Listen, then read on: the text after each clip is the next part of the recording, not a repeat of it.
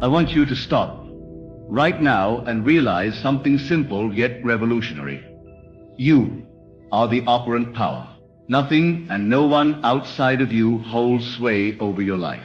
Whatever you dare to imagine is true, and persist in that assumption, will crystallize into fact. You may have read 1,000 books, listened to countless teachers, and searched for the magic formula to bring your dreams to life. But I tell you now, it all boils down to 3 simple words. These words, when accepted, not as wishful thinking, but as truth already established, can alter the very structure of your reality. These 3 words are, it is done. Let these words sink deeply into your consciousness. Do not merely recite them like a chant. Instead, feel the finality in them, the conviction, the certainty. Because in this teaching, which is founded upon divine law, imagining creates reality. Not imagining as a vague daydream, but imagining as living from the end, seeing, feeling, and knowing the wish fulfilled. When you declare, it is done, you shift yourself out of the state of wanting and into the state of having. And that is the secret. I have said before, and I say it again, creation is finished. All that you could ever hope to be, do, or have already exists within you. There is no striving for what is already yours. The only thing you must do is move your awareness. And this is done through the use of your imagination. Every time you say, it is done, you are not asking, you are not pleading, you are not hoping, you are assuming. You are stepping into the consciousness of your desire already being fulfilled. Let us take a simple example. Suppose you desire a new home. You could spend your days worrying about the money, questioning how it will come, or waiting for circumstances to shift. Or you can go within, close your eyes, and dwell in the end. Walk through your new home in imagination. Feel the cool handle of the front door. Smell the fresh paint on the walls. Hear your footsteps on the hardwood floor. Do all of this in the silence of your own soul. And then say with finality, it is done. In that moment, you move beyond hoping. You claim the blessing, you accept that it is already so. This is not wishful thinking. This is a mystical act. It is the sacred power given to every man and woman to assume a state and fuse with it so completely that it must externalize. Do not underestimate the significance of these words. When you say it is done, you are claiming union with your desire. You are no longer separate from it. You are it. You are the man who already has the wealth, the woman who already knows love, the being who is already healed, already fulfilled, already transformed. There is no power outside of your own consciousness. God is your I am, your own wonderful human imagination. And when you say it is done, you are speaking with the authority of the divine. You are not informing God of something to do in the future. You are God, declaring that the thing is already completed. That is what Jesus meant when he said, when you pray, believe that you have received it, and you shall, not will receive. Have received, present tense possession. Finality, completion. Now the mind that is still rooted in the senses will protest. It will say, but I don't see it. It hasn't happened yet. There's no evidence. And this is where your faith must rise above appearances. Faith is not blind. Faith is loyalty to the unseen reality. Faith is the substance of things hoped for, the evidence of things not seen. Faith says, I walk by assumption, not by sight. I walk in the feeling of the wish fulfilled. And when you truly feel that it is done, not as performance, but as inner conviction, the outer world must conform. So many spend their lives waiting for the right time, the right person, the right sign. They live in the land of someday. But imagination knows no time. The only time is now. The only truth is what you assume to be real. The moment you dare to assume the wish fulfilled, in that moment, all of heaven moves to manifest it. Not because you forced anything, but because you aligned yourself with the state in which your desire already exists. You see, there are infinite states. States of poverty, states of wealth, states of loneliness, states of love. And at every moment, you are occupying one of them. You are never stuck, only identified with a certain state. The moment you say, it is done, and feel it to be true, you shift from one state to another. And because each state has its own world, its own events, its own future, your external life must rearrange itself to reflect that shift in consciousness. Do not concern yourself with the how, leave the bridge of incidents to the wisdom of your own deeper self. You are not to construct the way, you are only to know the end and live from it. If the end is known, the means will follow. If it is truly done in your inner world, it must be done in your outer world. Life has no choice but to reflect the assumptions you live by. It cannot do otherwise. People will say, I said it is done, but nothing changed. But I ask you, did you feel it? Did you persist in the knowing?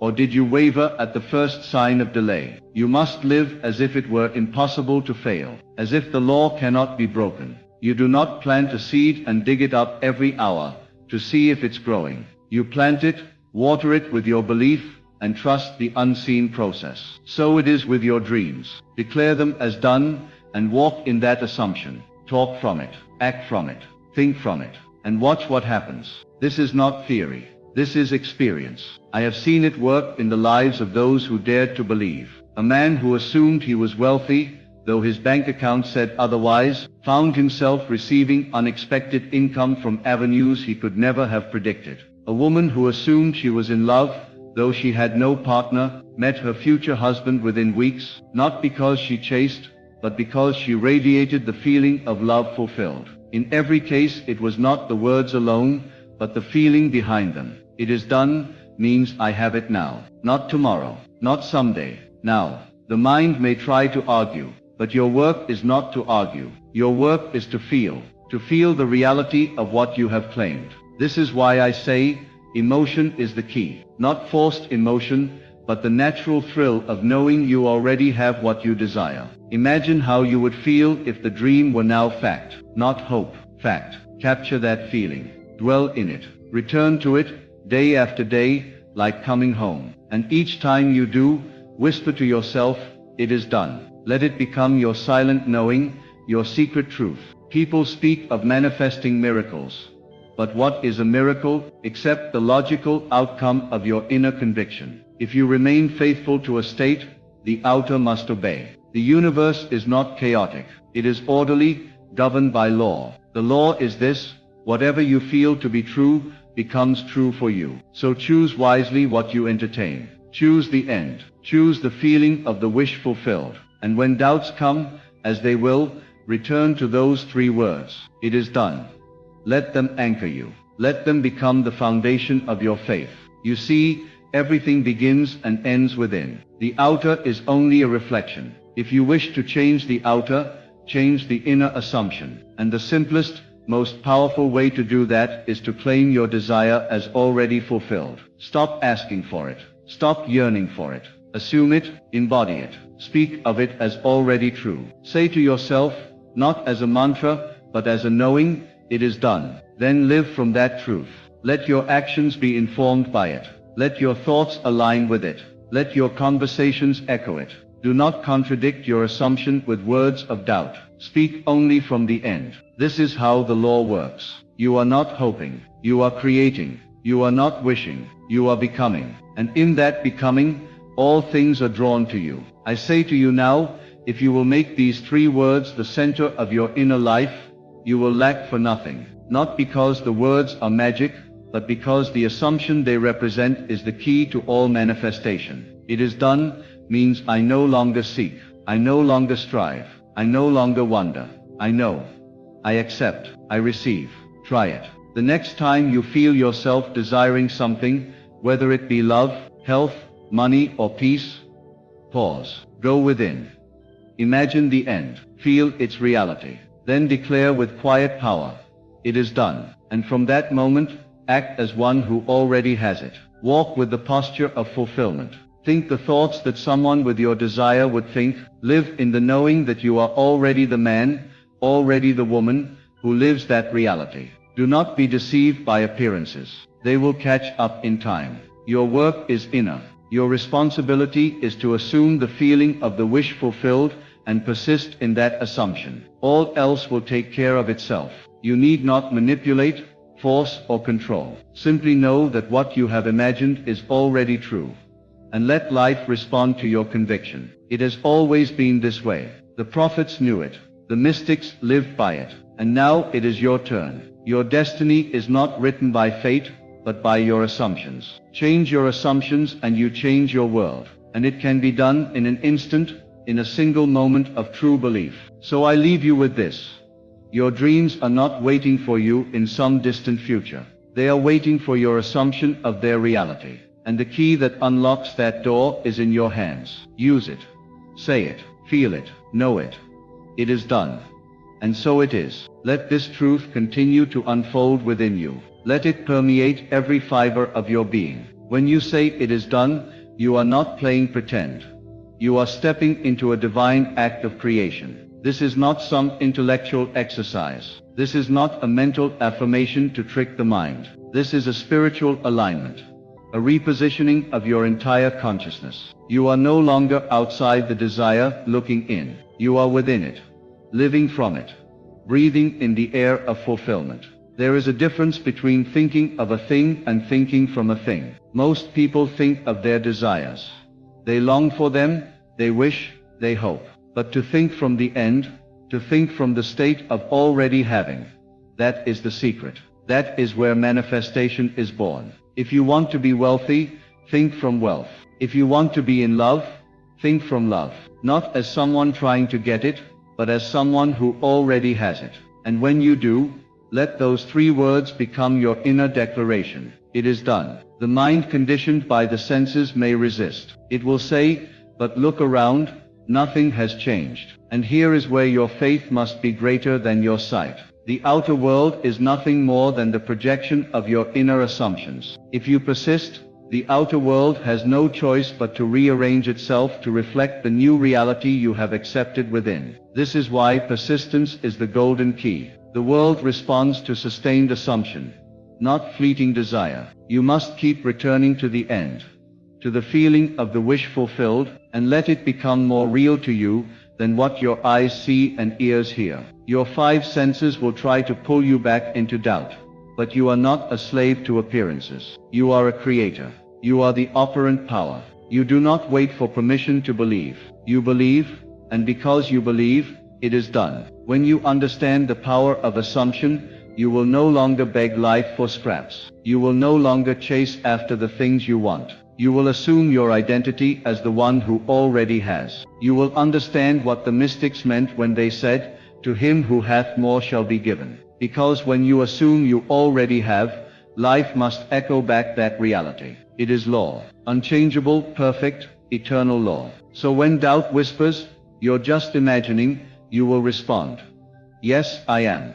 And imagining creates reality. You will hold firm to your vision. Not because you see it yet in form, but because you know it is done. And in time, what you know in the silence of your heart will erupt into visibility. The unseen will become seen. The intangible will become flesh. Not because you forced it, but because you dared to assume. This is why I urge you. No matter what you desire, no matter how far away it seems, no matter how impossible it looks, go within and claim it as yours now. Feel the reality of it. Accept it in imagination. Let it become the truth you live by. Let it become the atmosphere of your soul. And when you have saturated yourself with the feeling of fulfillment, let your heart declare those 3 sacred words, "It is done." Do not look for signs. Do not chase evidence. Let your assumption be the sign. Let your inner knowing be enough. For when you truly accept the end, the journey is already complete. The path may unfold through 1,000 different scenes, but the destination is fixed. You have claimed it. You have lived it in imagination. You have accepted it as real, and so it must be.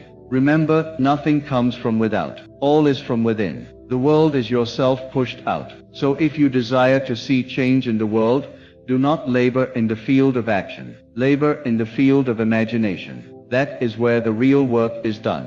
That is where the future is created. Not by hustle, not by effort, but by the silent, persistent assumption that the desire is already fulfilled. You may feel silly at first, walking through your day as if your dream is already reality.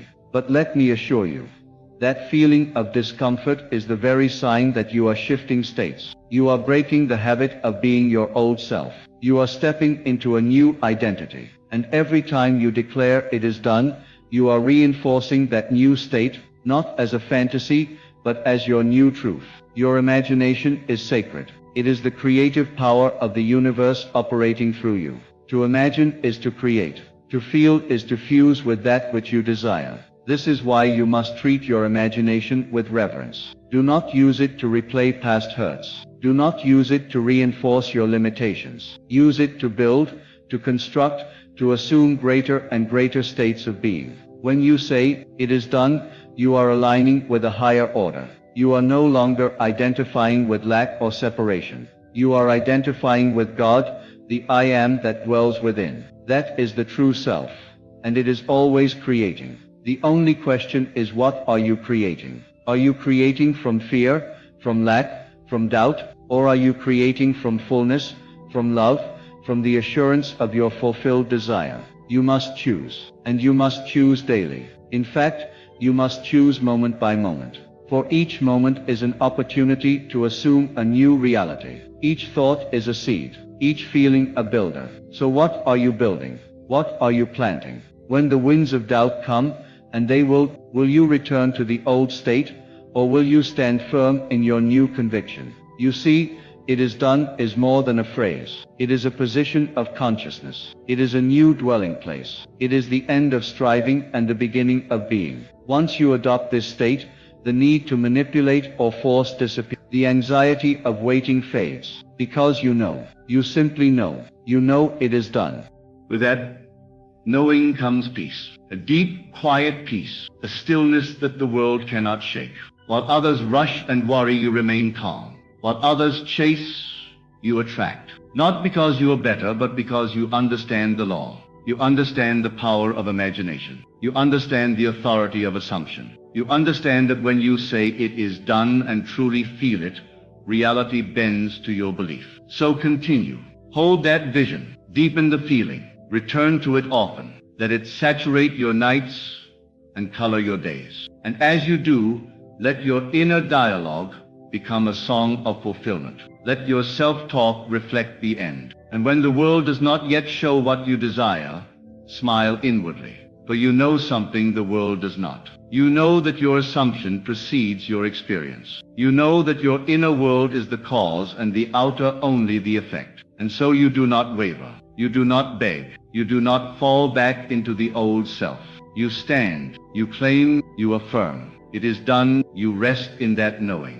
You walk through life as if the invisible has already become visible. Not because you are deluded, but because you are awakened. You are awake to the truth that the unseen is more powerful than the seen, that imagination is the only reality. You do not rely on effort to convince the world, you rely on your assumption to reorder it. This is not arrogance.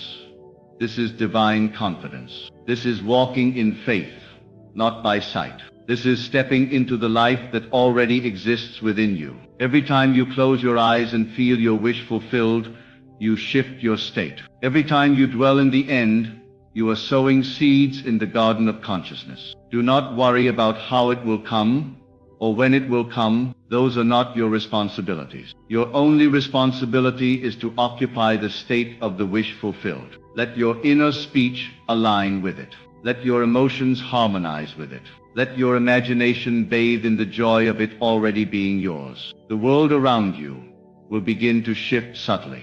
Conversations will happen. People will show up. Opportunities will unfold, not because you orchestrated them, but because you assumed from the end. Do not underestimate the quiet, invisible movements that occur when you stand firm in your assumption. What seems like coincidence is nothing more than the outpicturing of your inner state. Life begins to mold itself around your belief, shaping itself to match the tone of your inner knowing. When you feel doubt rising again, because it will rise as the old self tries to reassert its grip, return gently to your inner chamber. Go back to that sacred space where all things are possible. Close your eyes and breathe.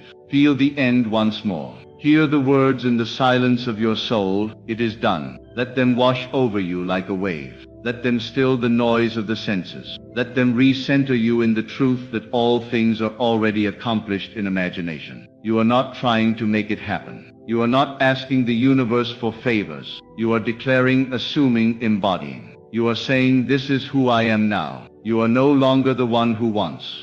You are the one who has. This is not delusion.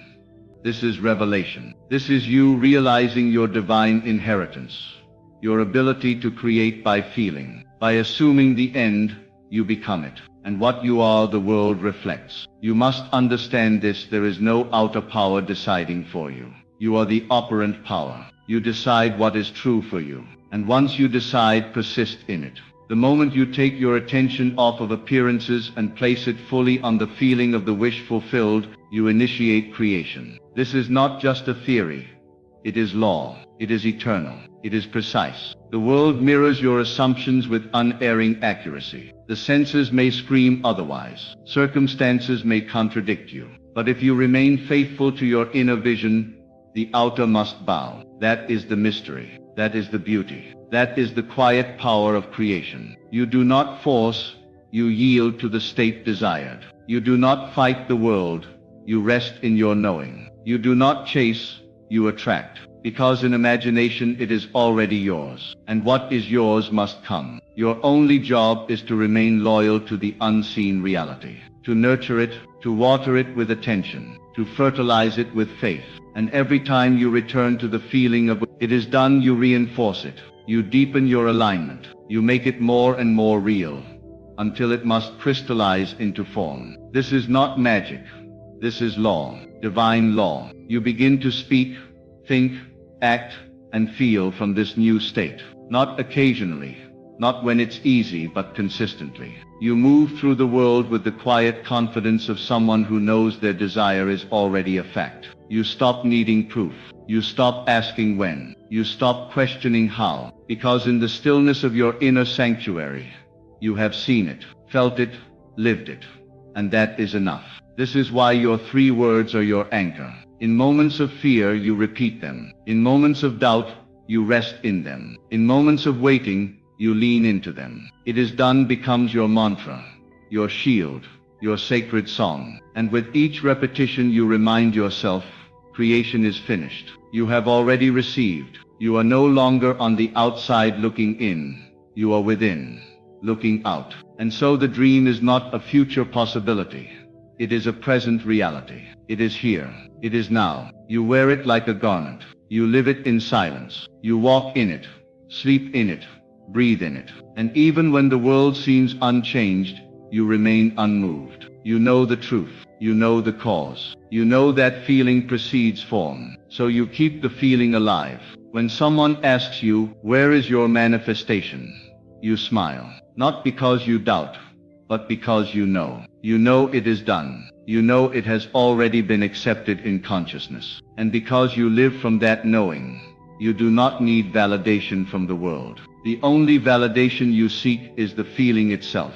And once the feeling is real, the thing must follow. This is the way of all creation. This is the way the ancients knew. This is the path of the mystic, the awakened one. To turn away from the world and trust the unseen. To claim the end boldly, faithfully, joyfully. To persist in that claim until it becomes second nature. Until you no longer hope, but know. Until you no longer wait, but live. Let the old self fall away. Let the stories of delay and doubt dissolve. Let go of timelines. Let go of strategies. All you need is your imagination, your feeling, your assumption. All you need is the inner state that matches the outer desire. And once that state becomes familiar, once you return to it more often than the old story, the world will have no choice but to yield. So ask yourself now, can I feel it real? Can I walk in it as if it were already true? Can I drop the weight of wanting and pick up the joy of having? Can I let go of needing to see, and instead choose to know? These are the questions that will set you free. These are the questions that reveal the doorway. And once you walk through, you will never go back. You will live in the end, not occasionally, but habitually. You will stop reacting to what is, and instead respond from what you have claimed. The outer world will no longer control your state. Your inner world will dictate your reality. And every thought, every word, every breath will echo with those sacred words. It is done. You will find a new rhythm, a new center of gravity, a new sense of ease, because you are no longer divided. You are no longer battling between what is and what you want. You are at peace with your vision. You have surrendered to the reality of your fulfilled desire. And in that surrender there is power. There is clarity. There is certainty. It is not a weak surrender.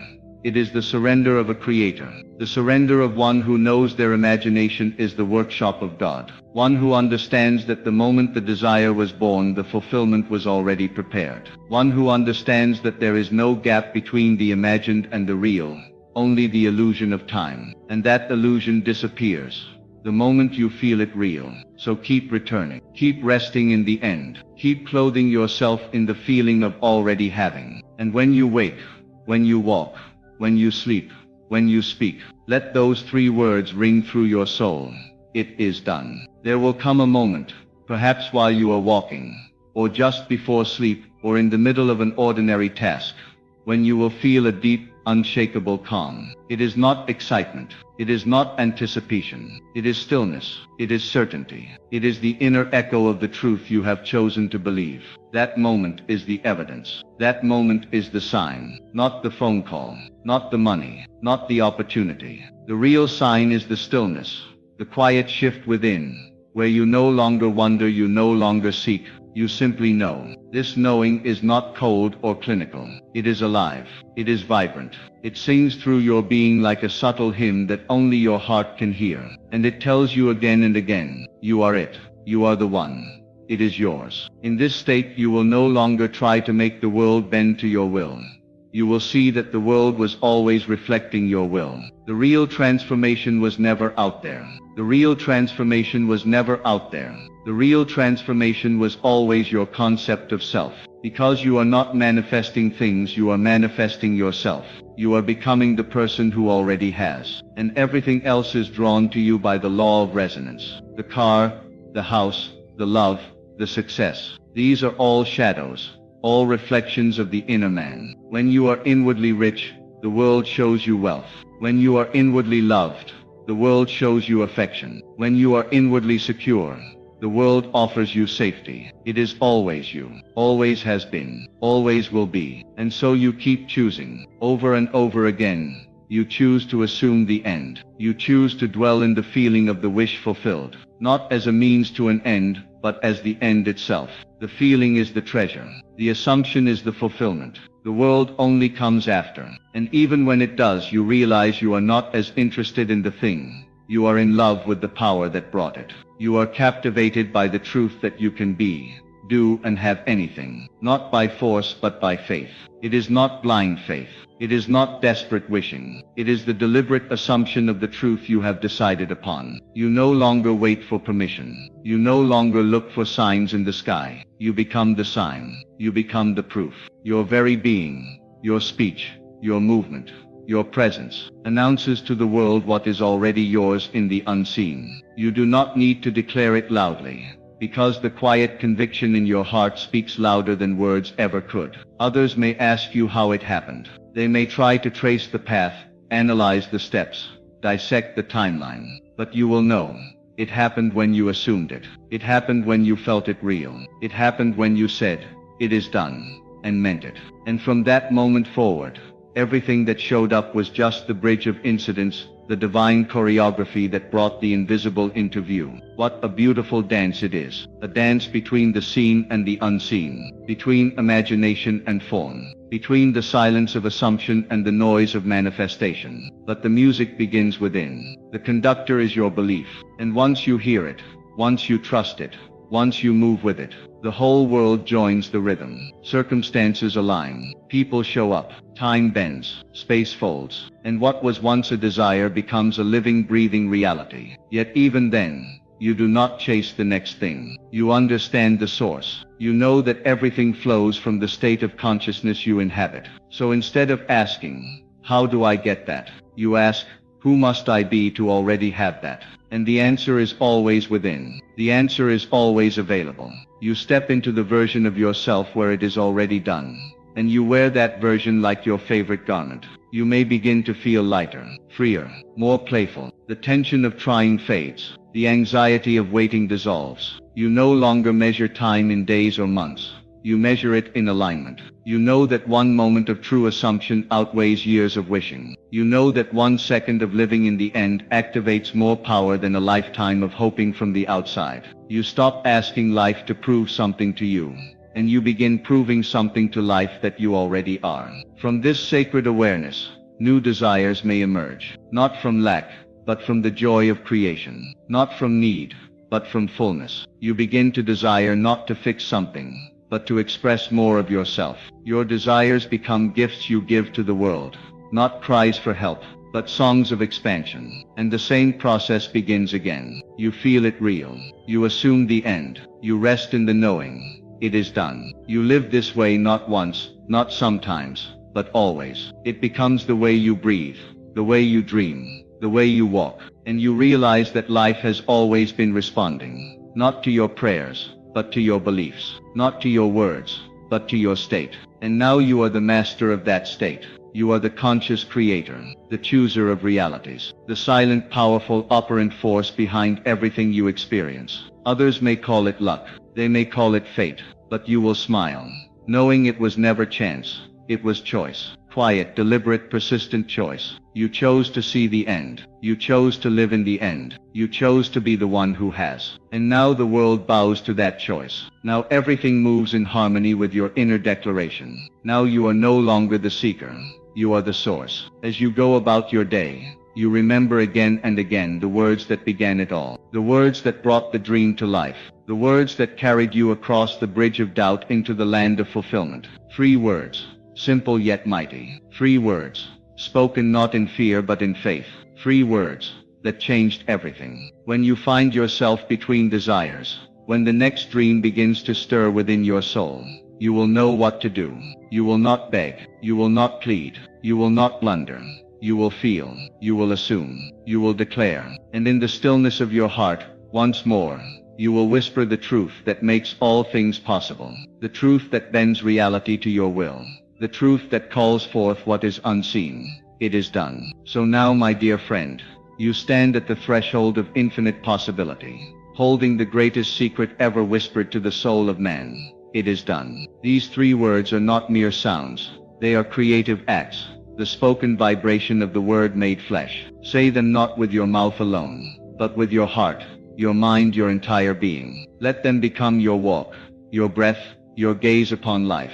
You no longer have to strive, for the striving was only ever a forgetting of who you truly are. You are not here to struggle toward your dreams. You are here to embody them, to live as if the invisible is already visible, because it is, because you have seen it in imagination, because you have felt it real, and because the inner world, not the outer, is the true origin of all. Walk now in that assumption. Refuse to return to the old self. Turn away from appearances and rest in conviction. Live each moment in the radiant knowing that you are the operant power, that nothing and no one outside you determines your fate. You are the dreamer, and you are the dream. You are the speaker, and you are the word. And what you assume to be true, faithfully, consistently, joyfully, must come to pass. Say it now, as one who knows, not one who hopes. Say it from the end, not toward the end. Say it from fulfillment, not from lack. It is done. And watch, with calm certainty, as the world reshapes itself to mirror your inner world.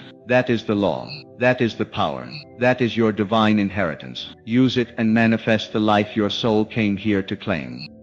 Everything in this world begins in the imagination. What you call reality is nothing more than the shadow cast by your inner assumptions. To act as if you are going to have everything and then watch it appear, this is not magic, this is law, the law of assumption. The eternal truth that what you assume to be true, whether good, bad, small or grand, must in time harden into fact. You do not need to struggle for what is already yours by divine right. You only need to assume it is so, and live as though it were already done. Do not wait for the world to confirm your vision. The world reflects, it does not initiate. Act as if you're going to have everything. Not with arrogance, but with the deep peace that comes from knowing who you really are. You are not a beggar in this world. You are not waiting on fate or fortune. You are not at the mercy of events. You are the operant power. You are the cause of what you see, not the effect. And when you accept this responsibility, when you dare to believe that your imagination creates your reality, then you are free. Now let us understand something vital. It is not enough to want. You must live in the feeling of the wish fulfilled. That is the secret. That is the great mystery, hidden in plain sight. Most people want, but they do not feel that they already have. They hope, but they do not assume. They desire, but they do not believe. And yet it is belief, pure, persistent, embodied belief, that makes all things possible.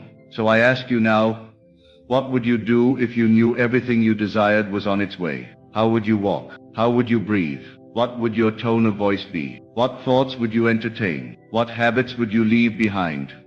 Not because you're trying to be better, but because they no longer fit the version of you that already has everything. If you knew the end was certain, would you still doubt? Would you still speak of lack? Would you still compare yourself to others? You see, the game changes when you know that the outcome is fixed by your assumption. Not a blind assumption, but an embodied one. One that saturates your inner conversations, that lives in your emotional tone, that seeps into your dreams. To act as if is to live in the consciousness of already being the person you want to become. It is not pretending. Pretending is shallow. Pretending knows it's not real. Acting as if means embodying the truth of your desire as though it were a memory. You don't struggle to remember something that happened yesterday.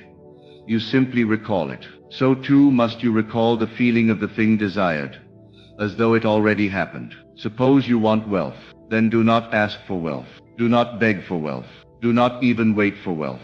Assume wealth. Walk in it. Rest in it. Let the world catch up to your inner state. Let the bank account reflect what your imagination already knows. Your imagination is the womb of creation. It is the divine faculty through which God expresses in man. And when you dwell in the end, meaning when you persist in the assumption that your desire is already fulfilled, you have set the process of creation in motion. It is not your job to know how it will come. That's where so many lose their power. They try to force the means, to manipulate the process. But I tell you, the means will come of their own accord. Your only task is to live in the end. When you act as if you're going to have everything, and you truly feel that reality within you, the bridge of incidents will unfold naturally. You'll meet someone. An idea will come. A door will open. But none of these things are the cause.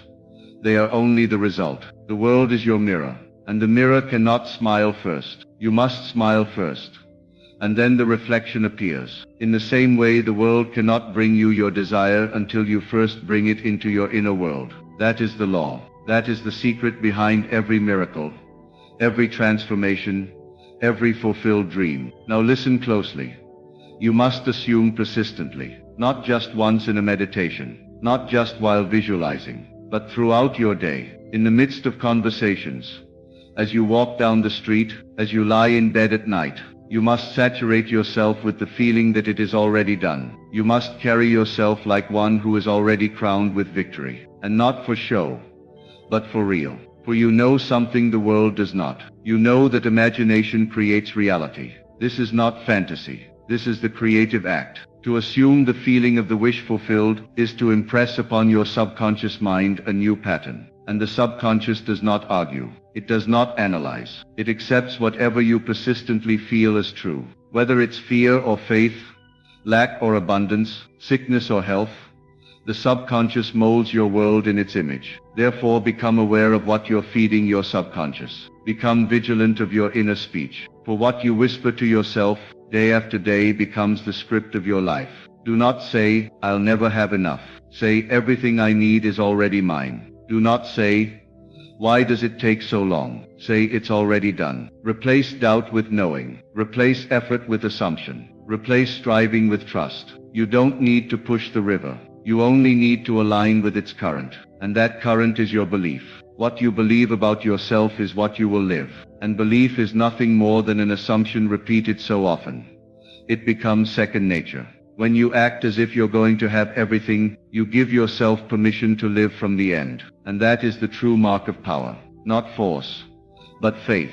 Not trying but knowing. Not hoping, but assuming. And as you persist, your outer world rearranges itself to reflect your new state of being. It may not happen overnight, but it must happen. For the law cannot be broken. According to your faith be it unto you. Faith is not blind, it is imaginative. It sees what the eyes cannot. It touches what the hands have not yet held. And it walks boldly, because it knows who the author of life really is. You are not separate from the source of your desires. You are not a servant begging for crumbs. You are a son, a daughter of the Most High. The kingdom is within you. And when you claim that kingdom, when you assume its riches, its beauty, its power, you call it forth into the visible world. Now let us return again to the principle. If you act as if you're going to have everything, you must be willing to let go of the version of yourself that doubts, the version that fears, the version that compares and complains and waits for signs. You must leave it behind like an old garment,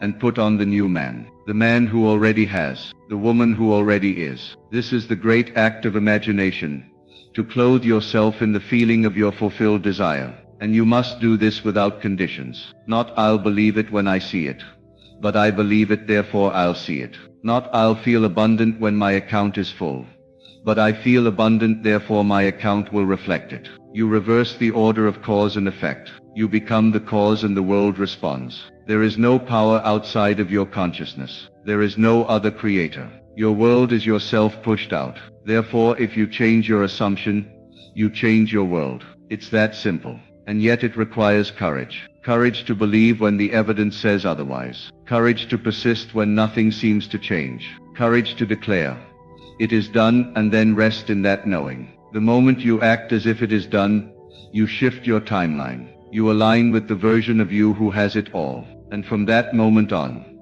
everything conspires to bring you face to face with your assumption. People will change. Circumstances will shift. Paths will open. But do not look to the world for confirmation. Look within. That is where the change began. And that is where it is sustained. You are always acting on some assumption. The question is, what are you assuming now? Are you assuming things are hard? Are you assuming nothing ever works out for you? Then that too shall appear. But if you act as if you are loved, successful, wealthy, inspired, if you feel that as your reality, regardless of what the eyes see, then that too must come to pass. Do not wait for proof. Be the proof. Do not wait for change. Be the change. Do not wait for the world to give you permission. Claim what is already yours in imagination. That is where all creation begins. So tonight as you lie in bed, do not drift into sleep thinking of what is missing. Think only of what is already yours. Fall asleep in the feeling of the wish fulfilled. Let your last thought be one of victory. Let your dream be colored with the tones of fulfillment. For as you sleep, the seed you have planted in imagination will take root, and in time it will bloom. You do not need to know how. You only need to know that it is done, and walk in that knowing. Talk in that knowing. Think from that knowing. And the world, like a faithful servant, will reflect your assumption back to you in ways you could not have planned. Act as if you're going to have everything, not because you're trying to trick the universe, but because you understand the law. Because you know that what you assume to be true becomes your experience, and because you trust the divine power within you to bring all things to pass. This is not wishful thinking. This is spiritual law. This is your inheritance. Claim it boldly. Live from it daily. And watch, just watch, how everything you ever desired begins to appear, not as a miracle but as the natural consequence of your inner state. Now go into the silence, and assume the feeling of the wish fulfilled. Do it with love. Do it with joy. Do it with certainty. And watch how the universe rearranges itself in your favor. It always has. It always will. Do not concern yourself with what the world says is realistic. Realism is the creed of those who have forgotten the creative power within. It is not your job to adjust your desire to fit the facts. It is your job to assume the facts will conform to your desire. And they will. For the truth is this. What you accept as true within you becomes true outside of you. Not through struggle, not through force, but through natural, inevitable divine law. If you persist in the feeling of already being, already having, already living in your desired state, then the outer world must follow. It is not optional. It is not a matter of luck or fate. It is the result of the only true cause, your own consciousness. Therefore take your attention off what you see and place it upon what you know to be true within. The eyes of the flesh may lie, But the eyes of imagination never do. Imagination shows you not what is but what can be, and more importantly what must be when you accept it as so. So many say I'm trying, and yet they do not see. But trying is not assuming. Trying still holds doubt. Trying is effort, and effort implies separation. But assumption is still. Assumption is faith. Assumption is knowing. And it is only when you enter that state of knowing, that inner peace, that confident expectancy, that the world bends in your favor. You do not have to be perfect. You do not have to master every thought. You simply have to return, again and again, to the feeling of the wish fulfilled. When fear knocks, return to the feeling. When delay appears, return to the feeling. When doubt arises, return again. Persist. That is the only requirement. Persistence in the assumption. And if you do that, the bridge of incidents will unfold in ways you could never script. The right people will show up. The timing will align. What once seemed impossible will become inevitable. Now let me tell you something most overlook.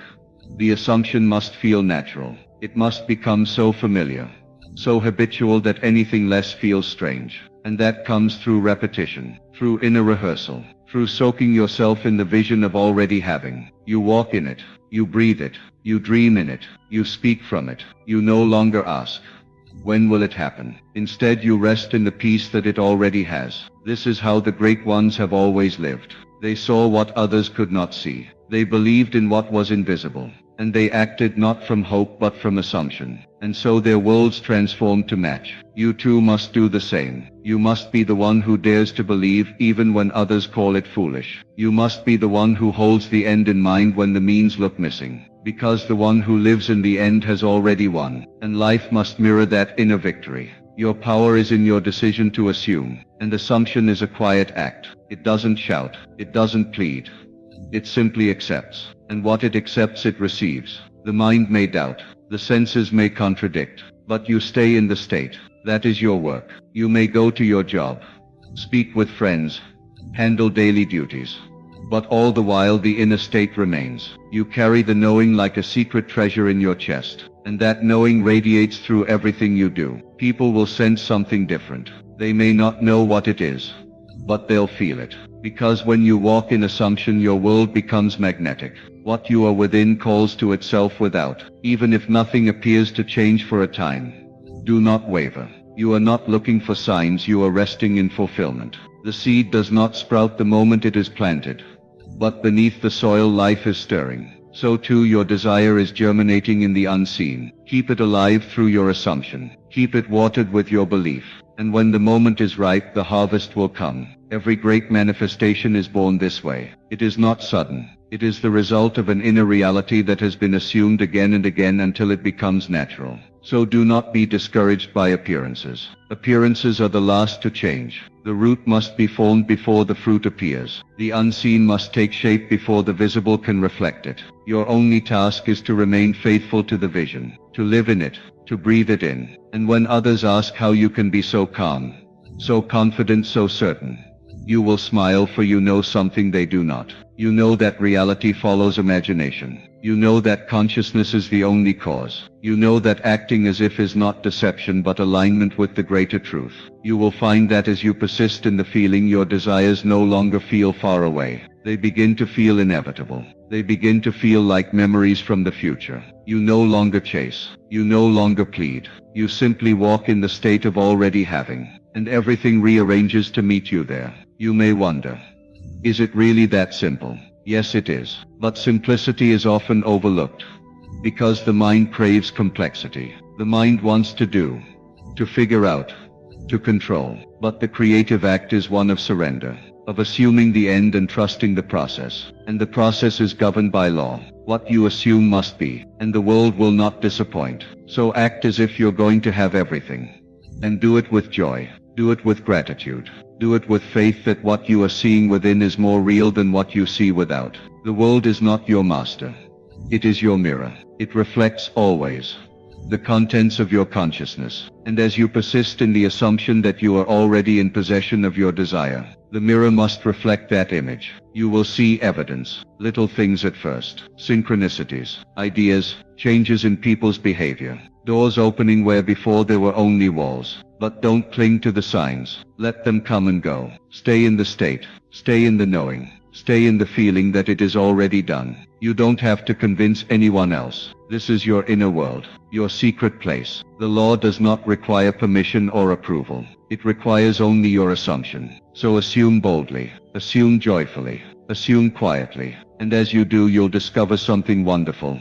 That the universe is far more responsive than you ever imagined. That life is not against you, but is simply reflecting your own inner dialogue. Change that dialogue, and you change your world. Now is the time to let go of waiting. Waiting keeps you in the state of lack. Begin to live from the end now. Let every choice, every action, every thought be informed by the version of you who already has it all. And from this place you will move differently. You will speak differently. You will make decisions not from fear but from abundance. And that shift will change everything. Your assumption must become your identity. Not a mask. Not a performance but a true embodiment of the state desired. You must become the one who already has. You must fuse with that self in imagination.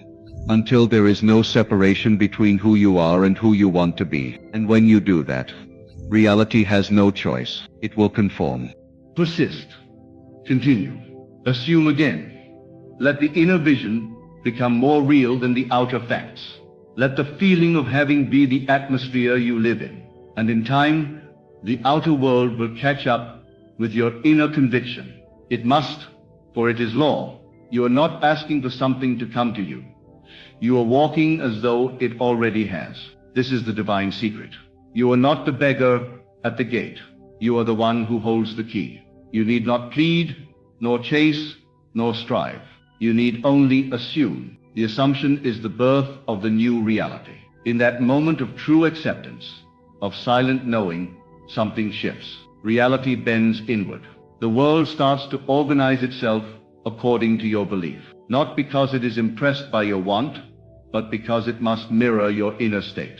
Watch how your speech changes when you truly believe you already have what you once longed for. No more asking, how will it come? No more entertaining doubts. Instead, your words reflect confidence.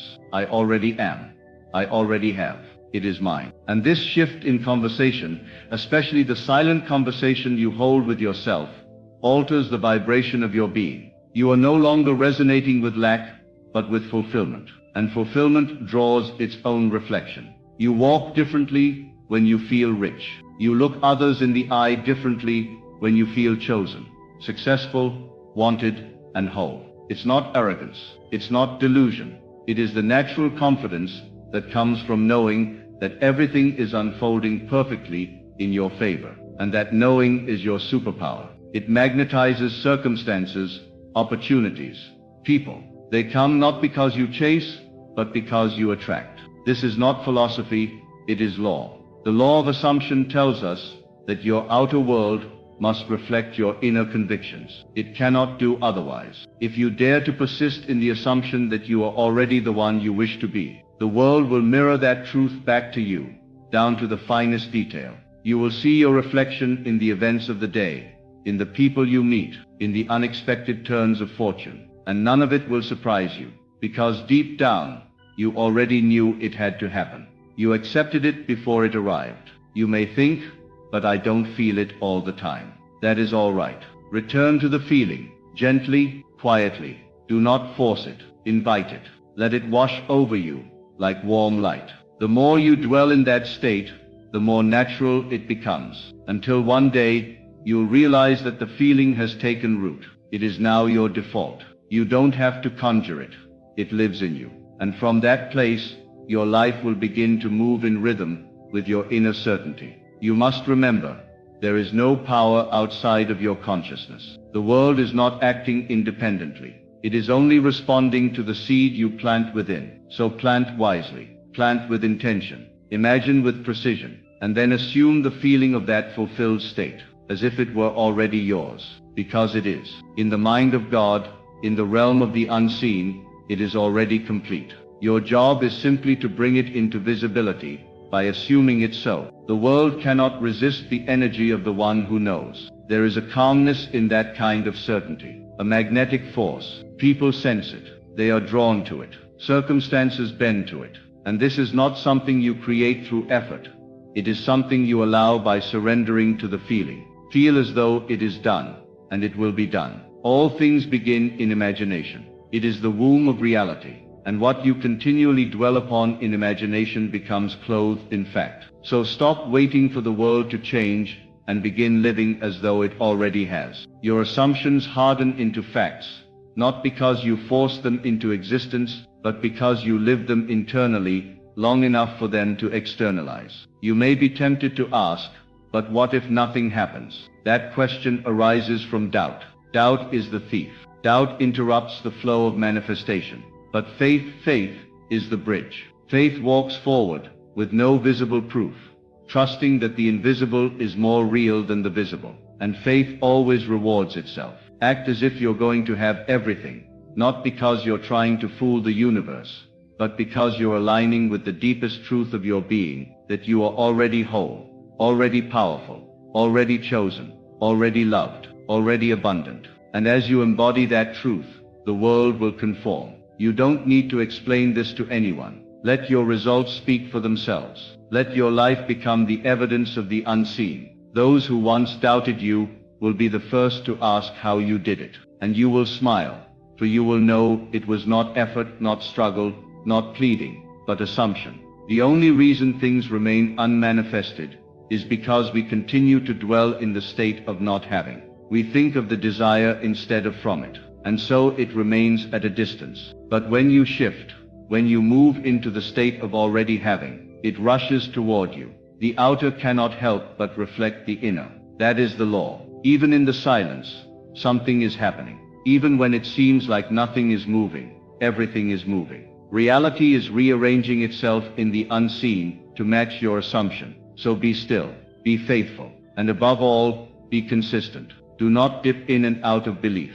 Let your inner world remain unwavering. Then watch as the outer begins to echo your inner truth. You are not here to earn your desires. You are here to accept them. Grace is not given to the worthy, it is given to the receptive. You are worthy because you exist. You are deserving because you imagine. And what you imagine, you become. So imagine wisely, assume lavishly, walk boldly, and know that as you act as if you're going to have everything, you are inviting the universe to do what it was always ready to do. Fulfill your every assumption. You see, life is not reacting to your effort, it is responding to your consciousness. It is not about how hard you work or how many hours you toil. It is about the story you silently tell yourself, the role you cast yourself in, the scene you repeat in the theater of your mind. That is the root. And from that root grows the fruit of your experience. So instead of working harder, assume more deeply.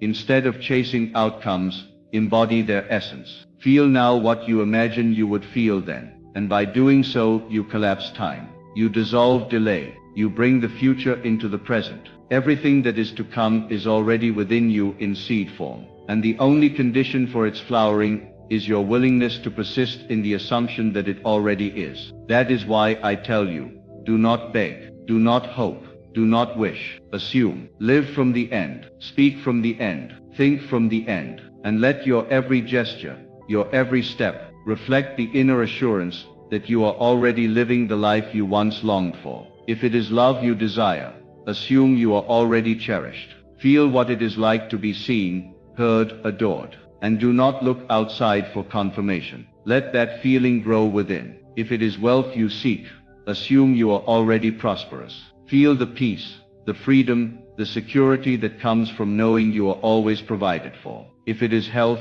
assume you are already whole. Feel the strength, the ease, the vibrancy of a fully restored body. Whatever it is, embody it now. You do not wait for the world to give you permission. You give the world instruction through your inner state. The moment you act as if, you issue a command, and the world listens. It does not argue. It does not delay. It simply reflects. And the more real your assumption becomes, the more vivid your imagination, the faster it appears. This is not fantasy. It is fidelity to the unseen. Every great teacher has pointed to this truth in their own way. As you believe, so shall it be done unto you. Faith is the substance of things hoped for, the evidence of things not seen. According to your faith, be it unto you. These are not poetic verses. They are blueprints for manifestation. They are the very mechanics of creation. You cannot serve two masters. You cannot dwell in doubt and expect fulfillment. You must choose the state you will live in and remain faithful to it.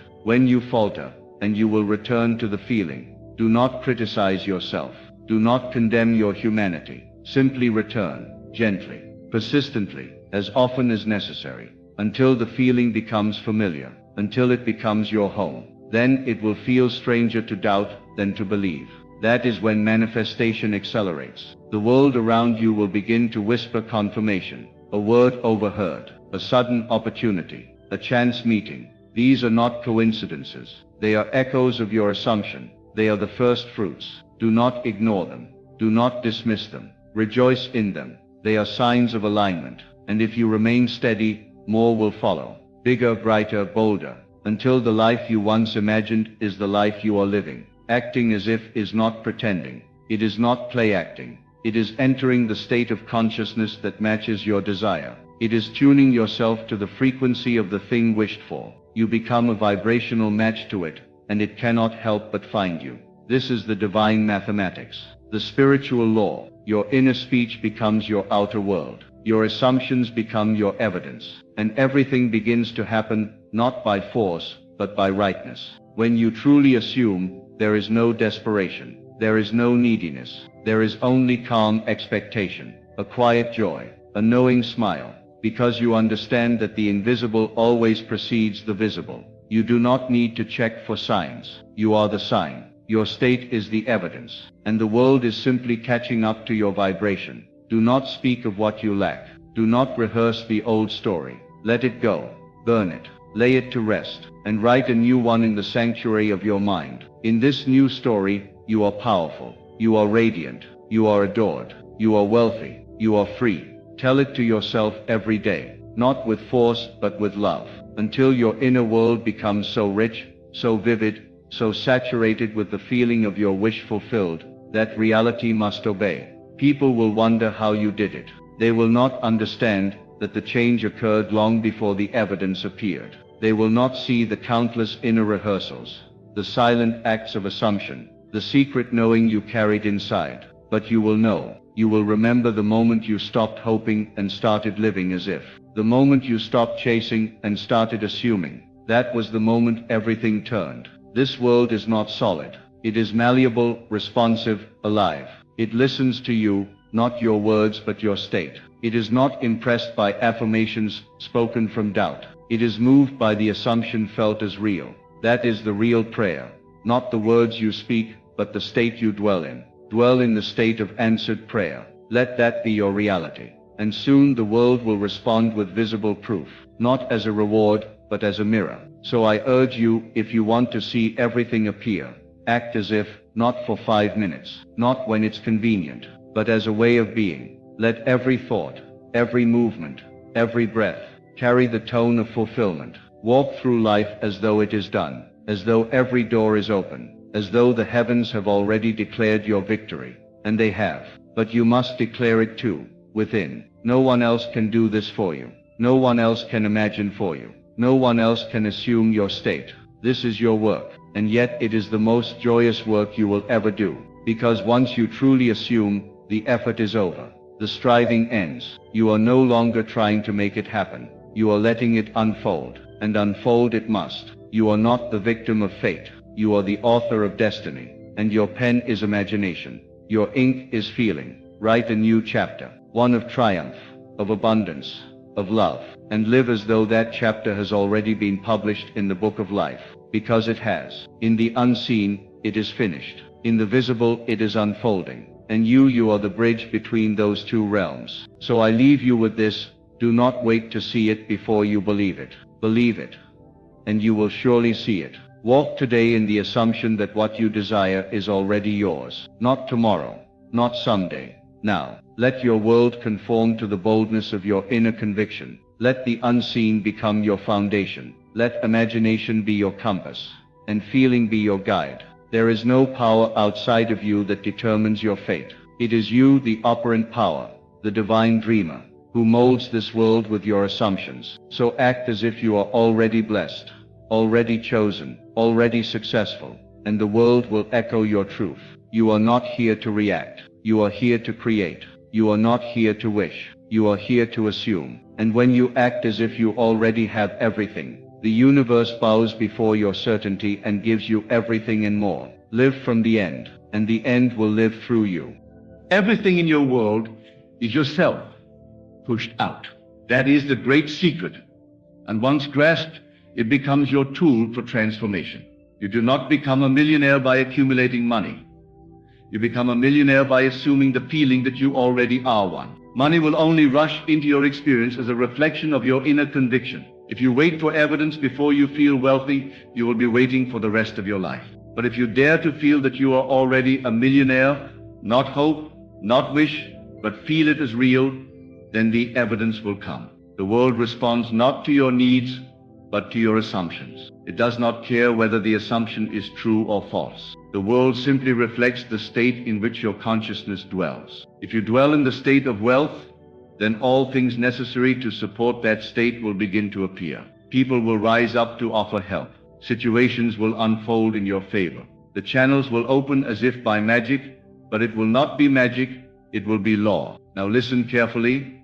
The law of assumption is the secret, the ancients veiled in symbolism. It is the power of I am. When you say, I am a millionaire, you are not stating a mere affirmation, you are declaring your identity. And whatever you identify with consistently must be externalized. It is not your effort that makes you rich, it is your alignment with the identity of wealth. It is not the struggle of the outer man, but the stillness of the inner one that determines the outcome. I tell you, you must die to who you are in order to become who you desire to be. If you say, I want to be rich, you are confessing that you are not. That state of want only perpetuates its own condition. Instead, close your eyes and live in the end. Not tomorrow, not when the check comes, not when the business succeeds. Now. What would it feel like to open your bank app and see an endless sea of numbers? What would it feel like to write a check without looking at the balance? What would it feel like to give generously and without restraint,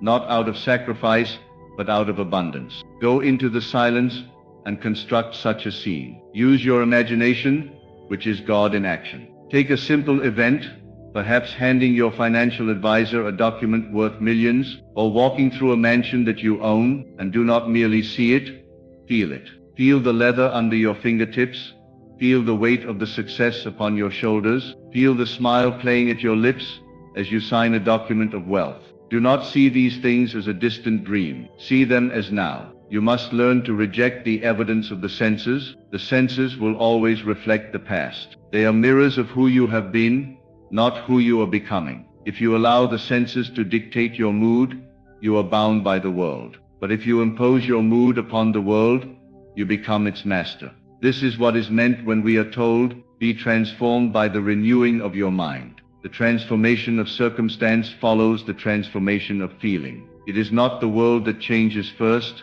it is you. So ask yourself now, can you walk as if you are already the man or woman you desire to be? Can you wake up tomorrow with the peace, the ease, the relaxation of one who lacks nothing? Because that, my friends, is the key. A millionaire is not anxious. A millionaire is not striving. A millionaire does not seek permission. A millionaire moves with calm authority. And you, if you are to manifest this life, must move as they do, think as they do, breathe as they do, before the world shows any sign of agreement. You are told in Scripture, to him that hath more shall be given. This is not cruel.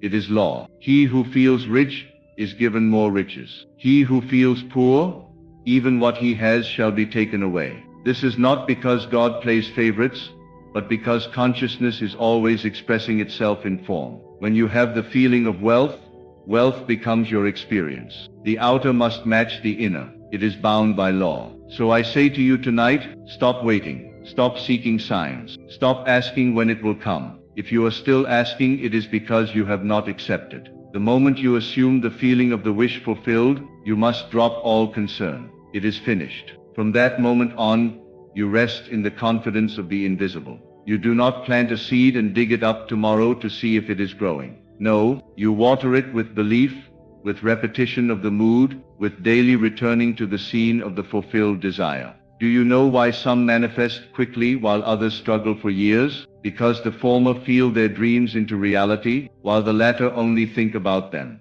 Thought without feeling is powerless. It is the emotional charge that impresses the subconscious, and the subconscious, once impressed, will lead you unerringly to your desire. It will move people, events, circumstances. It will orchestrate the impossible, but it must be impressed by a feeling of conviction. You can fool your conscious mind, but you cannot fool the subconscious. It knows when you're faking it. That is why you must practice this art with sincerity. Get into a drowsy state, that fertile soil between waking and sleep. In that twilight zone, you plant your seed. Feel that you are already what you desire to be. Hear the words of congratulations. See the smile on your loved one's face. Smell the scent of new leather in your luxury car. Do not just visualize, participate in the scene. When you awaken, do not reach for lack. Do not check your bank account in fear. Walk in the assumption that what you have felt is real. Carry yourself like one who has. Your posture, your tone, your smile, let all of it align with the state of having. And if doubt comes knocking, as it always does, answer it not with panic, but with persistence. It is done, you say. I have assumed the state, and I know that assumption, if persisted in, will harden into fact. This is the great secret. Whatever you dare to assume with feeling and persist in, must become your reality. The only enemy is your habit of returning to the old state. The only delay is your reluctance to live in the end. It is not the world that needs changing, it is you. And you can change right now. This very moment, you can assume that you are already rich beyond measure. You can, if you dare, drop all excuses and reasons, and simply declare, I am a millionaire. It need not be shouted. In fact, the quieter the feeling, the more powerful. A deep inner knowing is more effective than loud proclamations. When you really know, you don't need to prove it. You simply are. So walk in that quiet confidence. Dwell in that secret place of the Most High, your imagination. And know that the world is responding, even when you cannot see it. The money is on its way. The people are aligning. The doors are creaking open. I tell you, feel it now, not tomorrow, not when the opportunity appears. Now, feel the texture of wealth. Feel the freedom. Feel the gratitude. Gratitude before the gift is the surest sign of mastery. Do not say, I'll be thankful when it happens. Say, thank you, Father, now. Thank the universe, God, your higher self, whatever name you use, for the thing that is already yours in consciousness. And the world, like a faithful mirror, will echo your gratitude with the gift. Money is not the goal. Money is the symbol. The true goal is freedom, is power, is peace, and all of these are states of being. A poor man can feel rich, and the riches will come. A rich man can feel poor, and the wealth will vanish. It is not the digits that matter, it is the state you occupy. So shift your state. Move into the consciousness of I am wealthy, and remain there. You will be tempted, no doubt, to peek, to check, to worry. But remember, the seed grows best when left undisturbed. Cultivate the inner feeling, and let the outer take care of itself. It always does. It always must. Because law is law, and imagination creates reality. So tonight, when you lie in bed, do not count the bills. Count the blessings. Close your eyes and hear the rustle of abundance. Hear the voice that says, well done. Imagine waking up in a world where your wealth is a given, not a question. Feel it until it moves you. Feel it until you no longer need proof. And when the feeling is natural, when it is your dwelling place, then the world will bow to your command. You are the operant power. Nothing comes uninvited. Invite wealth with your feeling. Invite abundance with your imagination. And above all, persist. When the outer shows no sign, persist. When doubt creeps in, persist. When others scoff, persist. For the day you no longer need the world to confirm your wealth is the day the world will. I leave you now with this final thought. You are already that which you seek. The millionaire you want to be is not in the future. He or she exists now, in the invisible realm of imagination. And your task is simply to feel that version of you into being. Clothe yourself in that identity. And walk as if it is already done. Because it is. Do not concern yourself with how it will happen. That is not your domain. The how belongs to the bridge of incidents, which will unfold in ways you cannot predict. You are not called to manufacture the path.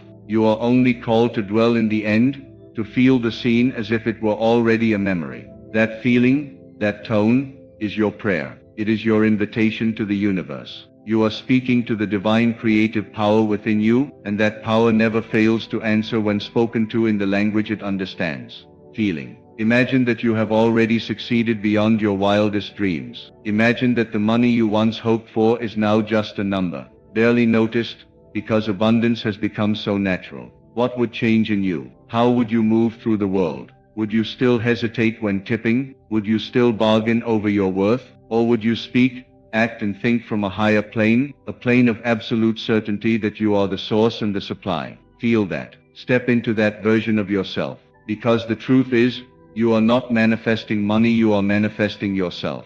The outer world is always catching up to the identity you assume within. The money is not coming from outside. It is coming through you, called forth by your self-concept. When you say, I am a millionaire, and you mean it, the universe must reorganize itself to mirror that declaration. It cannot do otherwise. It does not judge, does not question, it simply reflects. That is why your only task is to become the version of you that already has what you seek. And the most direct way to do that is through emotion, through feeling. Not by force, not by logic, but by surrendering to the imagined truth, and letting that truth saturate your inner world. You may not know what to do tomorrow. You may not know where the money will come from. But if you know who you are, if you know in your bones that you are a wealthy, prosperous being, then that identity will draw the path to itself. So do not get caught in appearances. Do not let your senses trick you into believing that what you currently see is all that there is. What you see is simply old news, the product of past states. But what you feel now, deeply and consistently, is the seed of what's to come. That seed, watered with repetition, feeling and faith, must grow. You are always creating whether you know it or not. The question is, are you creating by default or by design? Assume the position now. Close your eyes and see yourself not as the one who wants, but as the one who has. Walk into rooms with the energy of someone whose name is already etched into contracts, who moves with grace because there's no fear of loss. Speak to others with the certainty that you have the power to bless, to elevate, to give without ever running dry. This is not arrogance. This is spiritual awareness. This is the knowing that you are one with the source of all wealth, and that it flows through you effortlessly the moment you believe. You must understand this world is consciousness made visible. The rich man is rich because he feels rich. The poor man is poor because he identifies with lack. These are states, not permanent conditions. You can change states as easily as you change clothes, if you know how. And how do you do it? By withdrawing attention from what is, and placing it firmly on what you desire, and more than desire, what you have claimed. Feel it so consistently that it becomes more real to you than your current circumstances. When the assumption becomes natural, the world will conform. It has no choice. That is law. You are the operant power. You are the dreamer and the dream. You are both the creator and the created. And the moment you truly embody the feeling of already being a millionaire, the moment you walk in that skin, breathe in that identity, and let it become your normal, the game is over. The money, the people, the situations, all of it will appear not because you chased it, but because you became it. Once you know this, you can never go back to the old way of being. You will laugh at the idea of chasing money. You will see that it was never about struggle. It was never about working harder. It was always about consciousness. Your fortune was not out there, buried under someone else's rules. It was always within you, waiting for you to say yes to the truth of who you are. So say yes now, not tomorrow, not when the job comes, or the investment pays off. Say yes now, because now is the only time that matters. Now is the moment of creation. And if you can feel rich now, if you can breathe in the air of success, if you can rest in the knowing that it is done, then all things are possible. You have stepped into your power. You have remembered who you really are. Keep dwelling there. Let the world catch up. Let the evidence unfold, but you remain faithful to the unseen. Because it is the unseen that gives birth to the seen. You are already that which you seek. Assume the feeling of the wish fulfilled, and let that be enough. The rest will follow. It must. Remain in that state. Let nothing shake you from it. Let the opinions of others pass like clouds, because they are merely projecting their own assumptions, not reflecting truth. You do not owe anyone an explanation for the power you possess. It is not your job to convince, it is your job to embody. The most powerful people in the world do not explain their wealth. They radiate it. Their silence speaks louder than words. Their inner conviction governs outer reality, not the other way around. Begin to move differently. Begin to respond differently. Let your imagination become more vivid than your memory. Memory can only recycle the past, but imagination creates the future. So if your past has been full of lack, of struggle, of counting every coin, bless it and release it. You are no longer that person. You are not bound to repeat the same cycles. The moment you assume a new state, a new life must form around it. You do not escape by fighting the old, but by stepping into the new. You do not have to resist what is, you only have to replace it. I urge you tonight to go within, not to ask, but to claim, not to beg, but to affirm, this is who I am. Speak it internally. Whisper it into the silence. Let the feeling of wealth, of abundance, of freedom wrap around you like a cloak. Walk in it, sleep in it, breathe it until it becomes the only reality you know. And then watch. Watch the outer world change, piece by piece, event by event, as if it had always been that way. There is nothing to wait for. There is no gatekeeper. No one can grant you permission to be wealthy except you. You are the judge. You are the decider. All that's required is the courage to stop waiting and start being. When you feel as if it is already done, there is no gap. There is no delay. The thing itself exists, not in the future, but here, now, in the unseen. And soon, if you persist in that assumption, it must be seen. It must take form. The law cannot fail. Understand this: the more real you make it within, the faster it manifests without. The clearer your inner world, the more rapid the outer reflection. So refine it. Add detail. Enrich your scenes. Make your inner conversations full of certainty. Say to yourself, I love how abundant my life is. Everything I touch turns to gold. Money flows to me in expected and unexpected ways. And don't just say them, feel the truth of them. Make these phrases not declarations of hope, but statements of fact. The most powerful creation you will ever make is your self-concept. That is the foundation of everything. Not how much you know, not what skills you have, not who you network with. It is how you see yourself. When you see yourself as wealthy, you act in ways that invite wealth. You magnetize it. You make decisions that align with abundance, and the universe responds accordingly. People call it luck, but you will know it was always you. Persist in the assumption. No matter how many days pass, no matter what the senses say, you remain in the knowing. I am already a millionaire. This assumption is your sacred inner temple. Return to it often. Dwell in it, not as a tourist, but as a resident. And with time, the world will be forced to show you what you already believe. Let this be your secret power.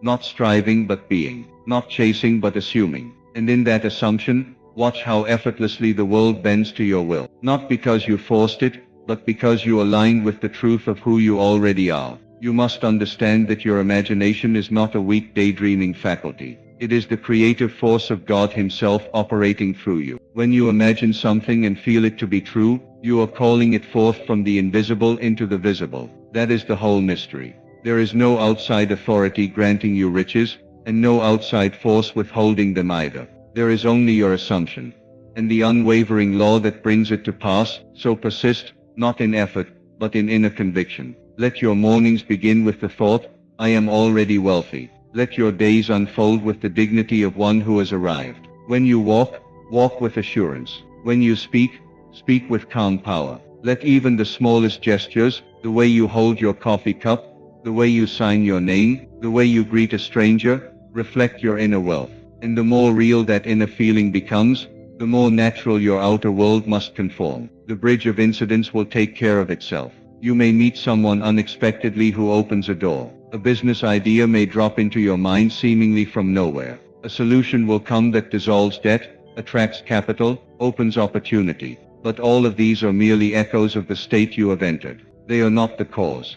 You are. The world is a mirror. It reflects not what you want, but what you are conscious of being. So be conscious of being a millionaire, and the world will begin to show you the mirror image. Never underestimate the subtle shifts. When you truly enter the state of the wish fulfilled, your energy changes, your responses change, your choices change. The quality of your thoughts and feelings becomes refined. You no longer react from desperation, but from assurance. You no longer try to control, you trust. This shift in inner quality is the surest sign that the outer manifestation is inevitable. Because once the state is natural, the world must follow. It cannot contradict the dominant state of your being. Now the mind may rebel. It may shout, "This is nonsense. Look at your bank account. Look at your debts. Look at your job." But you must treat these thoughts as echoes of an old state. They are ghosts. They have no power unless you agree with them. So gently, silently, return to the new state. Say to yourself, "That was who I was, this is who I am now." And feel your way back into the consciousness of already being the person who is everything they once desired. Because that is the paradox.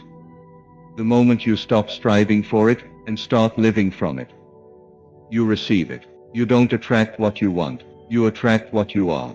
And what you are is always revealed by how you feel. If you feel like a millionaire, you are one. If you feel poor, no amount of external riches will change that. So work not on the money, but on the mood. Let the inner transformation come first, and the outer will chase after it like a shadow. Persist, not in doing more, but in assuming more deeply. Let this become your natural tone. Let the sense of wealth sit so firmly in your body, that even if the world tells you otherwise, you simply smile. You know the truth. You've seen the inner movie. You've felt the power of the scene. You've walked the halls of your future home. You've heard your name followed by millionaire. You've looked in the mirror, and seen the shine in your own eyes. That reality is now more real to you than the outer facts, and that is when the miracle happens. When the inner becomes more real than the outer bends, and it always bends. So I say to you now, stop waiting. You do not need to wait for permission, proof or validation. The moment you feel yourself to be the millionaire, you are the millionaire. And the world in all its divine precision will bow to that assumption, not because you fought for it, but because you became it. Do not look for signs. Be the sign. Do not chase money. Embody wealth. Your feeling is the secret. Your imagination is the workshop of God. From this day forward, walk differently, think differently, feel differently. Every breath, every word, every movement must come from the knowing, I already have it. And as you dwell in that truth, as you saturate your mind and heart with the feeling of your wish fulfilled, all things must unfold in perfect order. This is law. This is truth. This is your power. You are not becoming a millionaire. You are remembering that you already are. Feel it now, and let the universe do what it was always designed to do. Reflect the miracle that you are. I will tell you a secret, and if you are wise, you will listen not with your ears, but with your heart. For the words I am about to share with you have changed my life forever. I stand before you not as a man of luck, but as a man who discovered the divine laws of consciousness. And I did not win the lottery once. I did not win it twice. I won it 8 times. Not by chance, not by effort, but by repeating a few sacred words. Words that summoned the unseen into form. Words that echoed through the chambers of my imagination and turned themselves into gold. The outer world is only a reflection of the inner conversation. This is the fundamental truth I want you to grasp tonight. If you can accept this truth, not intellectually, not academically, but viscerally, you will unlock the same power that I discovered. I do not come to you as a gambler. I come to you as a mystic, a creator, and so are you. The lottery is merely a symbol. Money is merely an effect. The cause of wealth, the cause of abundance, the cause of repeated miracles lies not in the ticket or the numbers or the odds, but in the assumption, yes, the bold assumption, that you are already in possession of what you desire. When I tell you that I won the lottery 8 times by repeating certain words, I am telling you that I impressed upon my subconscious mind a reality that was not yet visible to the eyes, but was more real than the world itself. What were those words? I will tell you soon. But you must first understand the law behind them. For without the law, the words are powerless. Without the understanding, they are but echoes in a void. But with understanding, they become the voice of God speaking into existence your every desire. In the silence of my room, night after night, I withdrew from the senses. I turned inward. I closed my eyes not to sleep, but to awaken. I imagined. I felt. I spoke. And above all, I believed. I believed so completely in the reality of my desire that the outer world had no choice but to conform. It was not a matter of hoping, it was knowing. You see, the words I repeated were simple. It is done. I have won. That's it. It is done. I have won. But I did not merely say them. I felt them. I infused them with the feeling of victory, of excitement, of profound peace. I repeated them until they became the only truth I knew. I said them in the morning as I walked. I whispered them at night before sleep. I allowed no doubt, no contradiction, no outside opinion to interfere with the sacred temple of my belief. I remember the first time I won. I had not a single dollar in my account. My pockets were empty, but my imagination was rich. I closed my eyes and I saw the check. I saw the numbers. I saw my name. I heard the voice say, "Congratulations." And I said the words again. It is done. I have won. Over and over. I lived from the state of the wish fulfilled. I felt what it would feel like to walk into the store and claim my prize. I felt the weight of the joy in my chest. And then, as naturally as a seed becomes a tree, it happened. The numbers were drawn, and they were mine. The world called it luck. I called it law. And I did it again. You see, your imagination is not fantasy. It is the creative force of God within you. The world has taught you to ignore it, to dismiss it, to treat it as child's play. But I tell you, your imagination is more powerful than all the armies of the world.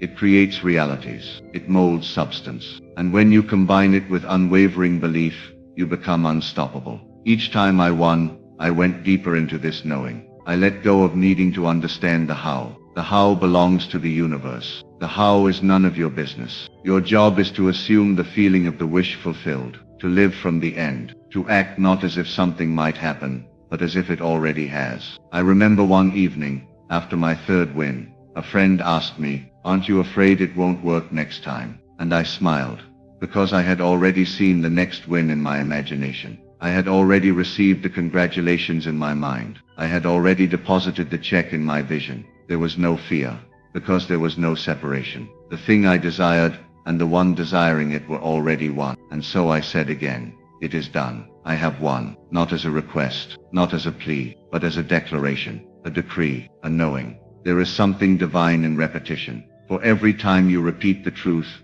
you drive it deeper into the subconscious. And it is the subconscious, my friend, that brings all things to pass. Not effort, not struggle, not logic, but the subconscious mind, impressed with feeling, saturated with belief, creates realities in ways your conscious mind cannot comprehend. Let me be clear. I did not chase money. I did not beg for riches. I assumed abundance as my natural state. I declared it. I spoke it. I felt it. And it came not as a stranger, but as a faithful servant. You must learn to deny appearances. When the outer world shows you lack, you must turn within and feel wealth. When the world says impossible, you must say it is done. This is the art. This is the secret. And this is how I won the lottery 8 times. There was a night, the 5th win. I almost let doubt creep in. I saw the news. I saw the statistics. I heard the voices of reason saying, "No one wins this many times." And for a moment the illusion of limitation tempted me. But I returned again to my words. I returned again to the inner sanctum. I repeated with more power, more love, more conviction. It is done. I have won. I said it while walking. I said it while bathing. I said it while lying in bed, until the illusion dissolved, and only the truth remained. The very next week, the numbers aligned once again. It is not about the lottery. Do you hear me? It is about alignment. It is about faith. It is about oneness with the desired state. The outer event is merely a symbol of inner certainty. The lottery could have been anything: health, love, success. But the law is the same. The method is the same. And the words are the same. It is done. I have won. These words carry power because they imply completion. Not wanting, not wishing, not waiting, but having. When you say, "It is done," you collapse the future into the now. You make the invisible visible. You say to the universe, "I no longer seek, I possess." And the universe, obedient to your every assumption, brings it to you. When I won for the 6th time, I did not even flinch. It felt natural, normal, as it should be. Because I had lived that win 1,000 times in my imagination. I had seen it, felt it, declared it. So when the check arrived, it was merely a shadow of something long since created in the invisible. Do not underestimate the simplicity of this. The mind likes complexity. It wants steps and strategies. But truth is always simple. The simplest truths hold the greatest power. These words, "It is done, I have won," are not magical in themselves. They are magical because of the feeling you pour into them. They are magical because they represent the state of the wish fulfilled. You must say them not from desperation, but from fulfillment. You must say them not to make something happen, but because you know it already has. I remember before my 7th win, I sat quietly and asked myself, what would it feel like if I had already received it? Not what would I do, not what would I say, but what would I feel? That feeling, indescribable joy, gratitude, calm certainty, that feeling is the secret ingredient. And I bathed in that feeling. I saturated my mind with it. I let it drip into every word I spoke. And the words again were simple. It is done. I have won. The check came. The numbers matched. And the world called me lucky again. But I was not lucky. I was conscious. You are not here to hope. You are not here to wish. You are here to know. And to know you must feel. To feel you must imagine. And to imagine you must be still and turn inward. The 8th time I won, I wept, not because of the money, but because I realized I had become the very power I once sought. I had become the embodiment of the truth. I no longer needed proof, for I was the proof. The outer world had become a mirror of my inner convictions. I no longer sought miracles. I became one. And so I speak to you now with certainty and love. The law is real. The power is within you. And these words, if spoken with conviction, with feeling, with faith, can change your life as they changed mine. It is done. I have won. Say them until your body believes. Say them until your heart beats differently. Say them until your mind no longer argues. Say them until the world must bow before your assumption. You are not separate from what you desire.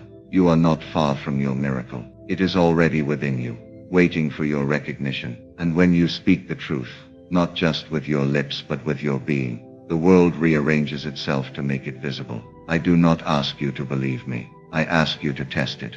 Go into your room, close the door, withdraw from the noise, and repeat these words as if they were the very breath of God. It is done. I have won. Say them with joy, with stillness, with knowing, and then wait, not in anxiety, but in peace. Wait with the confidence of one who knows the seed must bloom. I won the lottery 8 times, not because I am special, but because I understood the law. You can do the same, not just with money, but with anything. The power is not outside you. The words are not external commands. They are inward awakenings. So now it is your turn. Say it. It is done. I have won. And do not wait to see the evidence. Become the evidence. Walk, breathe, move, and live as one who has already received. This is the way. This is the secret.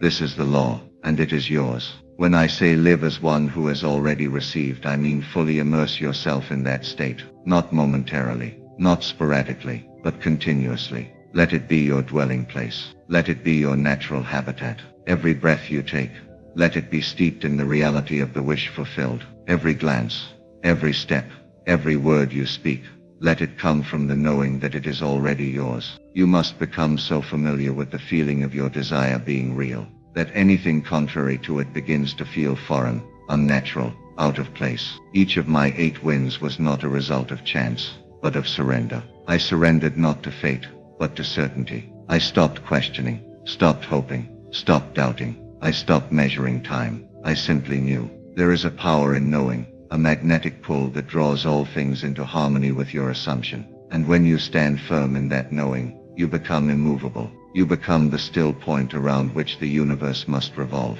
I have walked through grocery stores, reciting the words silently in my mind. I have sat in cars at red lights, eyes forward, breath slow, repeating them again and again. It is done. I have won, not in haste, not in panic, but in the calm, reverent tone of a priest speaking truth into the altar of the unseen. And then the call would come, or the announcement would flash across the screen, or the check would arrive. The outer world obeyed the inner command. Understand this clearly. Every time I said those words, I was not trying to convince anyone else. I was not performing a ritual for others to see. I was not doing it for likes or validation. I was aligning my inner world, harmonizing my thoughts, saturating my subconscious with the reality of fulfillment. The repetition was not for the universe. It was for me. It was to build a bridge of feeling so strong that no fact could break it. I want you to feel the sacredness of those words. I want you to feel the vibration they carry. Speak them slowly. Let them drip from your tongue like honey. It is done. I have won. Again, it is done. I have won. Let the words rise from your belly, not your head. Let them carry the weight of truth, not desire. Say them not because you need something, but because you have already received. The imagination must be claimed. The mind, if left unguarded, will default to facts, limitations, past experiences. But you are not here to repeat the past. You are here to create, and creation begins with the unseen. Every one of my wins began not with a ticket, but with a vision, a feeling, an inner decree. The numbers were the echo, not the cause. The bank account was the effect, not the source. Yet, most people live backward. They wait to see before they believe. They wait for proof before they claim it. But the law requires that you reverse that order. You must claim it first. You must believe before seeing. You must say, "It is done," even when your senses scream otherwise. Especially then, because that is the moment of transformation. That is the crossing over. I have heard people ask, "But what if it doesn't work?" And I tell them it always works. The question is not whether the law works. The question is whether you will persist in the feeling of the wish fulfilled long enough for it to materialize. Doubt interrupts the signal. Fear delays the manifestation. But unwavering faith accelerates it. I remember a particular win, perhaps the fourth. I had been feeling a bit tired, a bit discouraged. Not because the law failed, but because I had allowed the opinions of others to penetrate my mind. "No one wins this often," they said. "It's rigged, it's random." And for a moment I forgot who I was. I allowed the shadow of doubt to linger. But then I returned again to the silence. I closed the door. I breathed deeply, and I returned to the words. "It is done. I have won." This time I said them not with excitement, but with power, with finality, with the kind of certainty that cannot be argued with. And something shifted. The atmosphere changed. I felt the warmth return to my chest. I felt the tingle of truth in my spine. And I knew once again I had crossed the threshold. The money followed days later. And so, my dear friend, you must speak these words as one who knows, not as one who wants, not as one who wants, not as one who hopes, but as one who knows. It is done. I have won. Speak them as though heaven itself has confirmed it, because it has. The moment you assume the state, the entire universe begins to conspire on your behalf. Paths clear.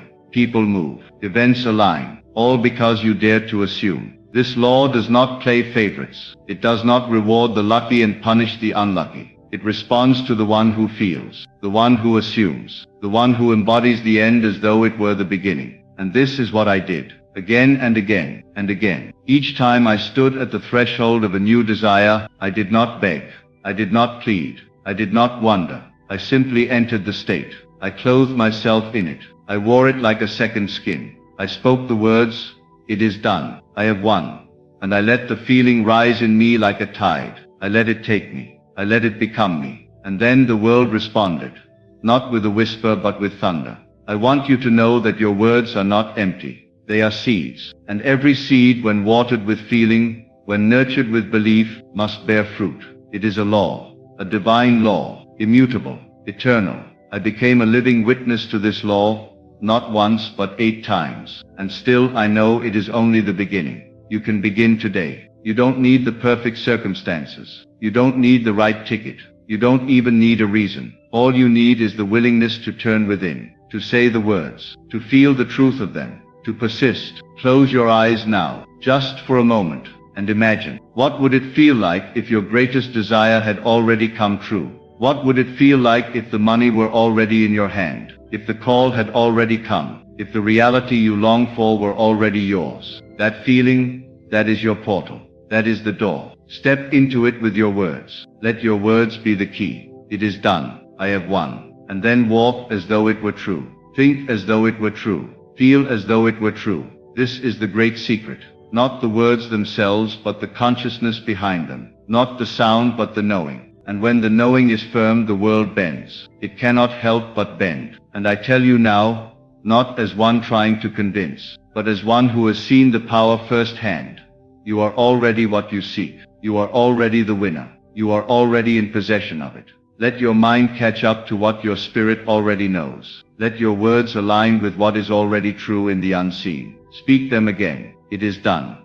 I have won. Say it with reverence, with joy, with finality. Let nothing shake you from it. Let no appearance distract you. Let no voice dissuade you. For the truth, when spoken with conviction, becomes flesh. It walks among us. It takes form, and the world must bow before it.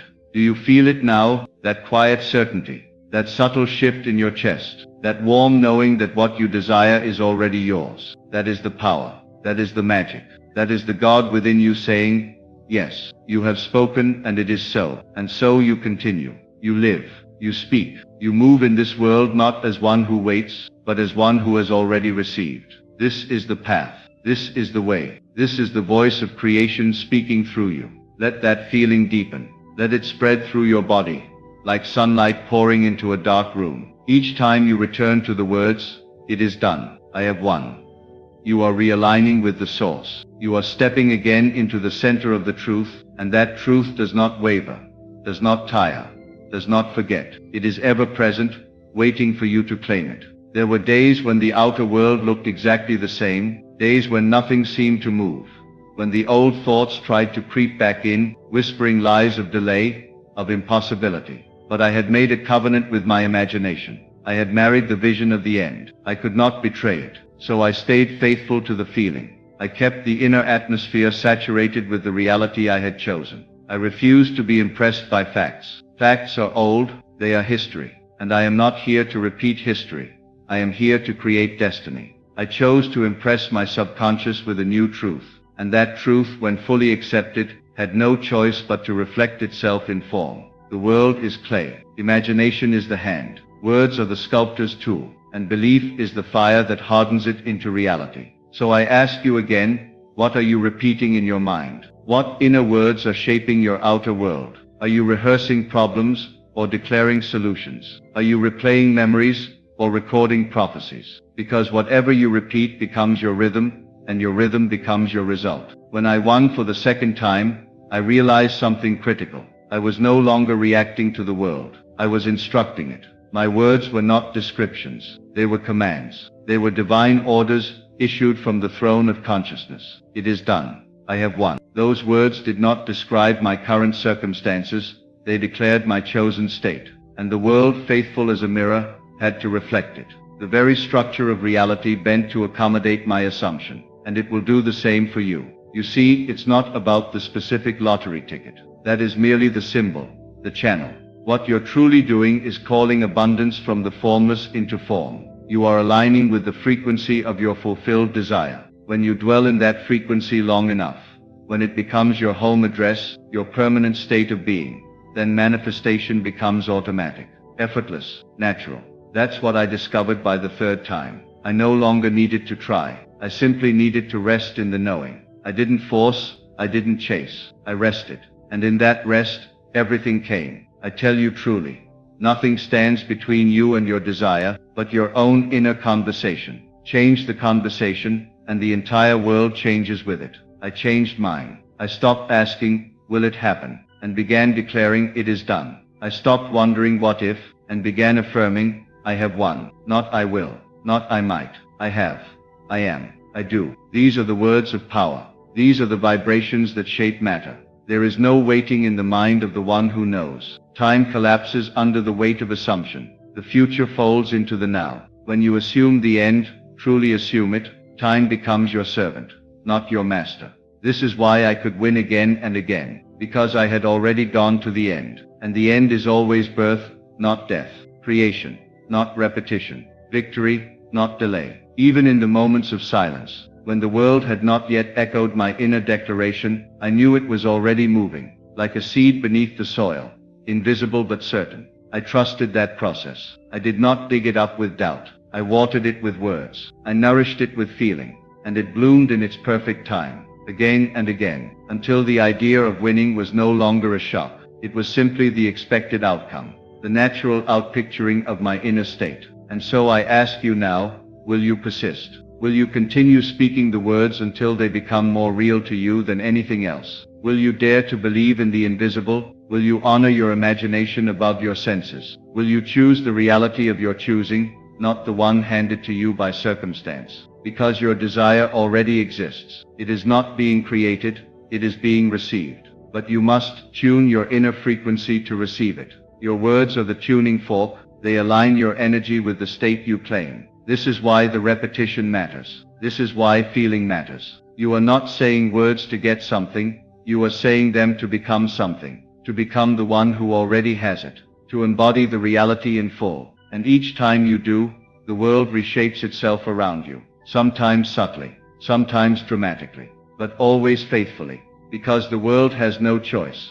It must reflect what you are, not what you want, not what you need, but what you are. So become the one who has already won. Become the one for whom success is inevitable. Become the one for whom abundance is natural. You do this not by effort, but by assumption, by dwelling in the state, by repeating the truth until it's the only song you hear. That's what I did. 8 times, 8 unfoldings of the same principle. Not because I was different, not because I was chosen, but because I chose. I chose to believe. I chose to persist. I chose to ignore appearances and live from the end. And that end so vivid, so real, so alive in my imagination always came. It never failed. It couldn't. Because once you assume the feeling of the wish fulfilled and persist in it, it must externalize. It is law, not my law. Not man's law, divine law, immutable, irrefutable. Even now, as I speak these words, I feel the familiar vibration in my chest, the sense of certainty, the peaceful power of knowing, that same feeling I felt before every win, that inner signal that says it is already done, it is already yours. Nothing more is needed. Just be still, just believe, just speak the truth over and over until it becomes the only reality you recognize. It is done. I have won. Let the words take root. Let them echo inside you until they become part of your breath, part of your identity. Speak them in the morning before the world speaks to you. Speak them at night when the world is quiet and the veil is thin. Speak them in the face of contradiction and watch the contradiction dissolve. Because your imagination is holy. Your word is sacred. Your assumption is power. And when you combine them, you tap into the divine. You become the creator you were always meant to be. And nothing, no odds, no delay, no doubt, can stop the one who knows. So now I leave you with this truth, not as a theory, but as a living testimony. I am not telling you what might happen. I am telling you what does happen, what must happen, when you assume the feeling of your desire fulfilled and persist in it without wavering. I won the lottery not once, not twice, but 8 times, not by luck, not by chance, but by law. And that same law is alive in you now. Let the world call it delusion. Let others laugh.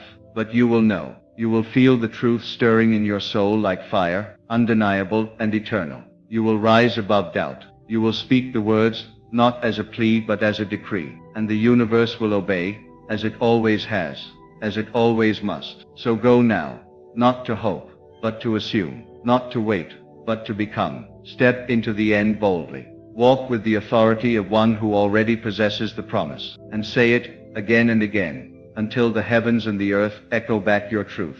It is done. I have won, and so you shall. How long does it take for your dream to become real? One might believe it takes months or years of effort. But I tell you now, it takes as little as 4 minutes. And not 4 minutes of toil, struggle, or mental wrestling. No, it takes 4 minutes of inner alignment, 4 minutes of pure assumption, 4 minutes of divine feeling. This world, which appears so solid, so fixed, so external, is nothing more than the reflection of your own imagination, your own inner state. Change the state, and the world must follow. You are not a servant of fate. You are its author.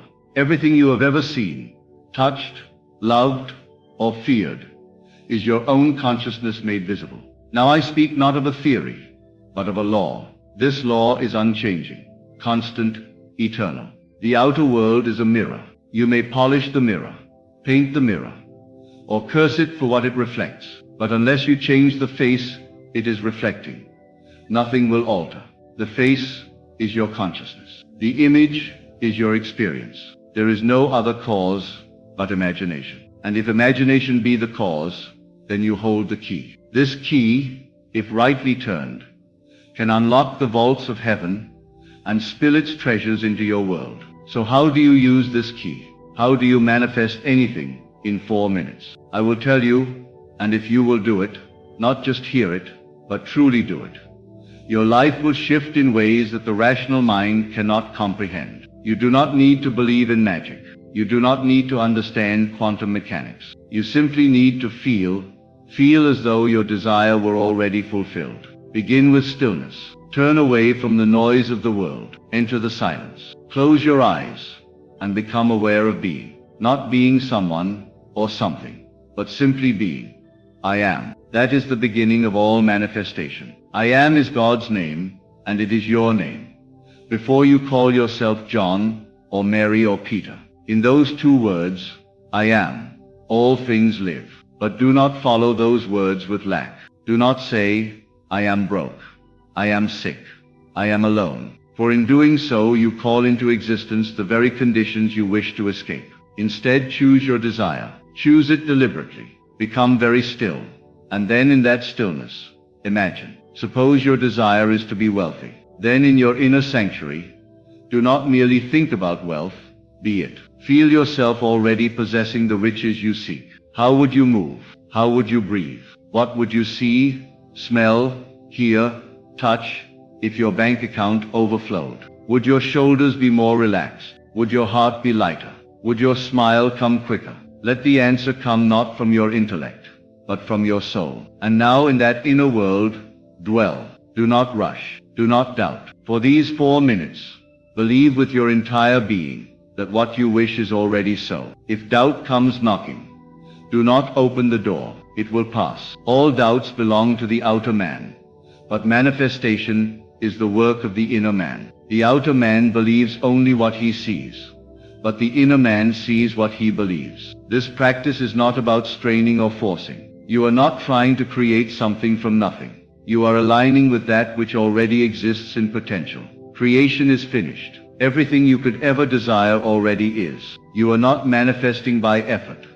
You are selecting by feeling. Every possible reality exists now, and you step into it not by action, but by assumption. Assume the feeling of the wish fulfilled, and it is yours. Do not concern yourself with how or when it will appear. The how is not your domain. Your task is the feeling, the knowing, the quiet confidence that comes when you live from the end. Let the world rearrange itself. It must. That which you have accepted inwardly must express itself outwardly. It is law. It is certain. It is inevitable. And if, after your 4 minutes of deep assumption, you return to your senses and see no change, do not despair. That is the test. Will you believe in the seen or in the unseen? Do not dig up the seed you have planted to see if it is growing. Leave it be. Let it germinate in the soil of your subconscious. Water it only with more feeling, more knowing, more gratitude. Walk as though it is done. Speak as though it is finished.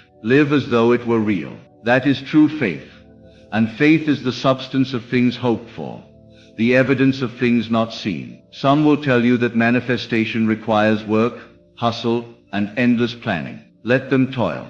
Let them chase shadows. You know a better way. The world is yourself pushed out. Change self, and the world changes. Do not act from the desire.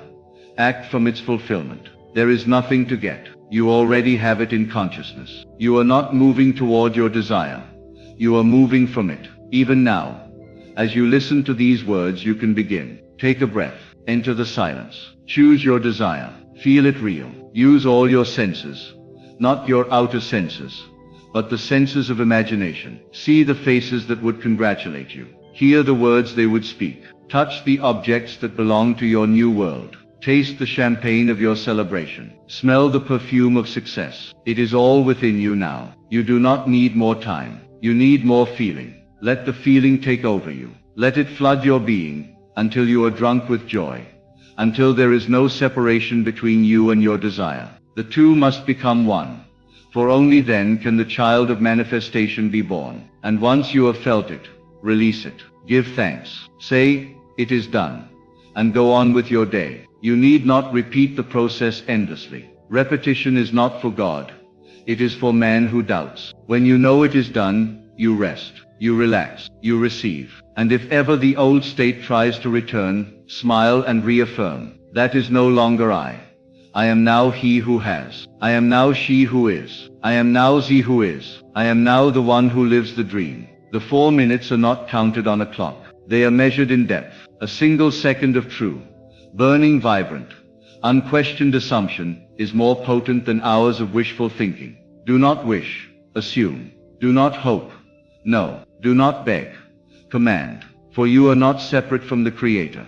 You are the Creator imagining creation into form. I once knew a woman who desired to be free from poverty. She had no income, no family, no prospects, but she had imagination, and she dared to use it. She would sit every evening and imagine herself writing checks, not for groceries, but for charities. She felt the texture of the pen, the smoothness of the paper, the warmth in her heart as she gave from abundance. She imagined herself no longer needing, but giving. In her heart she was already wealthy. Within 3 months, a forgotten inheritance was revealed. She did nothing to cause it. She did not chase it. It came to her, drawn by the magnetic force of her assumption. This is not luck. This is law. And the law does not discriminate. It works whether you know it or not. But when you know it, and use it consciously, your world begins to dance to your tune. You stop reacting, and begin creating. You stop complaining, and begin commanding. The secret is always the same.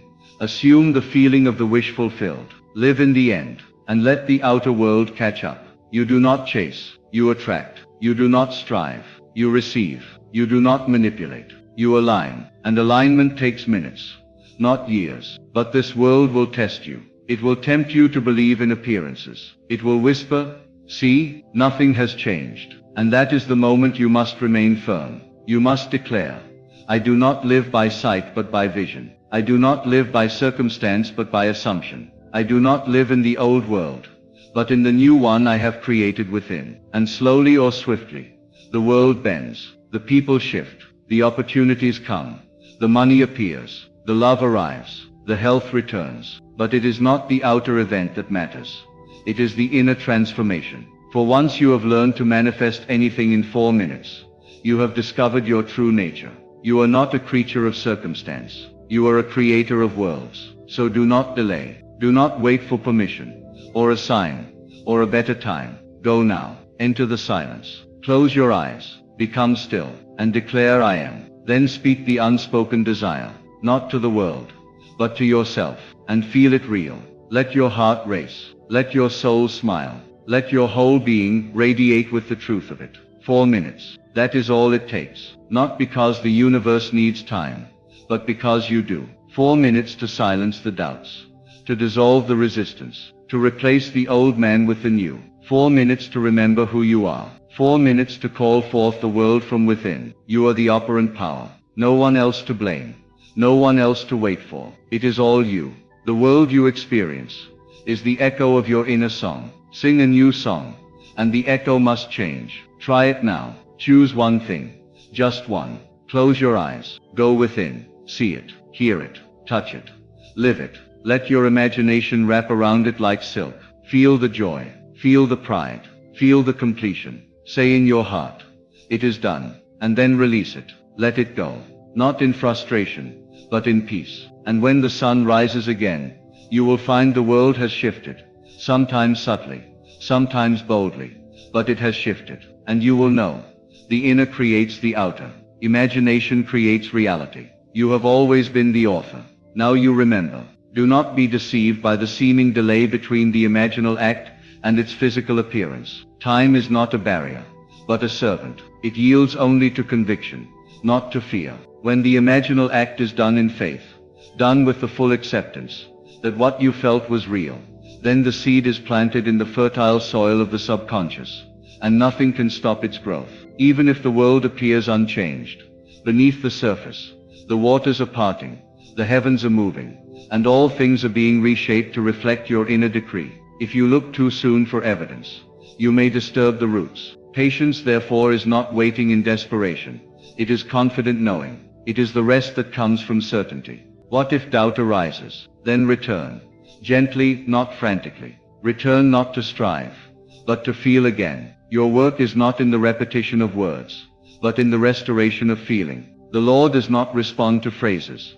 It responds to states. You may say I am wealthy 1,000 times, and yet remain poor, if your inner feeling contradicts your words. But one moment of genuine inner conviction, one moment when you feel the thrill of the wish fulfilled, can outweigh years of verbal affirmations. It is not about duration. It is about saturation. Have you saturated your being with the feeling of having? That is the question. This practice is an art, and like all true arts it must be practiced in stillness and reverence. It is sacred. You are entering the Holy of Holies. When you enter your imagination with intention, there on that inner altar, you lay your desire, not as a supplicant but as a priest. You are not pleading. You are blessing. You are saying, this is now mine. I accept it. I bless it. I make it real. Let me remind you, there is no desire too great, no vision too grand. The law makes no distinction between a penny and a palace. It knows only feeling. It does not reason. It does not measure. It only reflects. If you can feel yourself into the reality of your chosen state, then the law will externalize it. Whether it be a bouquet of flowers or a kingdom, do not limit what you ask for. Limit only your disbelief. God gives you according to your assumption, not your effort. This is why some receive effortlessly while others labor in vain. The world calls it luck or coincidence, but it is only the law in motion. Those who receive are not always the most deserving in appearance, but they are always the most convinced in feeling. The outer man may call them dreamers, but the inner man knows they are creators. So in these 4 minutes, you are not merely visualizing. You are resurrecting. You are calling dead things to life. You are awakening a state that has slept within you all along. And once awakened, it begins to move through you, to inspire action, to draw circumstances, to magnetize people. It animates your world, for the world is but a shadow of your consciousness, and consciousness is always first cause. Let us say you desire love. Then do not ask for someone to love you. Be the one who is loved. Feel what it means to be cherished. What does it feel like to walk through your day knowing someone treasures you? How would you carry yourself? What glow would be in your eyes? That feeling is the key. Enter into it. Marinate in it. Let it permeate your very cells. And when you emerge, carry that love as though it already belongs to you. For it does. If your desire is health, then do not focus on sickness. Focus on vitality. Feel the thrill of a strong body, the comfort of well-being, the freedom of energy. In imagination, run if you cannot run. Dance if you cannot dance. Laugh from your belly. Breathe fully and deeply. In that state you are already healed. And as within so without. Or perhaps your desire is success. Then do not strive to be successful. Be it. What does your life look like as a success? Where do you live? What do you wear? Who do you meet? But most of all, how do you feel? What is the feeling tone of your fulfilled self? That tone is your passport. Feel it now, not in the future, not when the outer world gives you permission, but now. For now is the only time there is. This is the secret all the great sages have hinted at, wrapped in symbols and parables. To him who hath more shall be given. Why? Because he has the feeling of having. And the law gives more of what is already accepted. It does not respond to lack. It responds to fullness. So act full, think full, feel full, even if the world tells you otherwise. Walk in fullness, and the world will conform. You are never manifesting things. You are manifesting states, and things follow states. So do not chase the things. Choose the state. Embody it, and the things must come. The world cannot help but reflect the state you dwell in. If you dwell in the state of being rich, richness must find you. If you dwell in the state of being loved, love must surround you. This is not fantasy. It is divine law, and you are the operator. Most people live as reactors. They respond to what they see, hear, and touch. But the awakened man responds to what he imagines. He does not live from facts. He lives from truth. And the truth is what he dares to assume. Do not wait for permission to feel rich. Do not wait for permission to feel rich. Do not wait for permission to feel successful. Do not wait for others to validate your inner world. They will only echo what you already believe. When the outer begins to shift, when the evidence of your assumption begins to appear, give thanks not as one surprised, but as one fulfilled. Say to yourself, of course it came. It had no choice. It was already real within me. I saw it. I felt it. I became it. It had to appear. That is not arrogance. That is certainty. That is the knowing that comes from union with your desire. If the change is slow, do not despair. The law is sure. Delay is not denial. Sometimes the roots must go deep before the tree appears. Sometimes the universe arranges events in ways you cannot yet see. But your only work is to hold the state. Be faithful to your inner world, for the inner is the real, and the outer is the shadow. Every great transformation begins within. The greatest inventions, the noblest acts, the deepest loves, they all began in someone's imagination. And what you now dare to imagine and feel will one day stand before you in flesh and form. So do not underestimate these 4 minutes. Do not treat them lightly. They are the 4 minutes in which you realign with God, with Source, with the power that breathes galaxies into existence. In those minutes you are not small. You are vast. You are infinite. You are the master key that unlocks every door. If ever you forget this, come back to the stillness. Close your eyes. Begin again. There is no limit to how often you may return, for the imagination is eternal, and every moment is a new beginning. Your power is not in striving, but in stillness, not in effort, but in assumption, not in seeking, but in knowing. You are the light of the world. You are the spark of creation. You are the imagination of God made flesh. Whatever you can assume, you can become. Whatever you can feel, you can manifest. And all of it, every joy, every miracle, every dream, is only ever 4 minutes away. So do not ask whether it will happen. Ask only whether you are willing to feel it real. That is the sole condition. Are you willing to shut out the voices of fear, the noise of doubt, and the habits of limitation, just long enough to touch the feeling of your fulfilled desire? For that feeling is the bridge between the unseen and the seen. That feeling is the voice of your higher self saying, "It is done." And once that bridge is crossed, the world must rearrange itself to match the tone of your assumption. Now you may wonder, how can it happen so quickly? How can 4 minutes alter the trajectory of an entire life? Because the universe does not operate in hours or years. It operates in states of consciousness. Time as you know it is a servant of the eternal now. The moment you shift your inner state, you collapse the old path and open a new one. That shift is not bound by logic. It is bound only by belief. The world you see is only a mirror, reflecting the world you feel. So if the inner world changes now, the reflection must change too. It is law. This is why the mystics spoke in symbols. Because the mind rebels against simplicity. It wants 1,000 steps, a complex system, a journey through effort. But truth is always simple, too simple, in fact, for the rational mind to accept. It is the heart that understands, the heart that hears the whisper.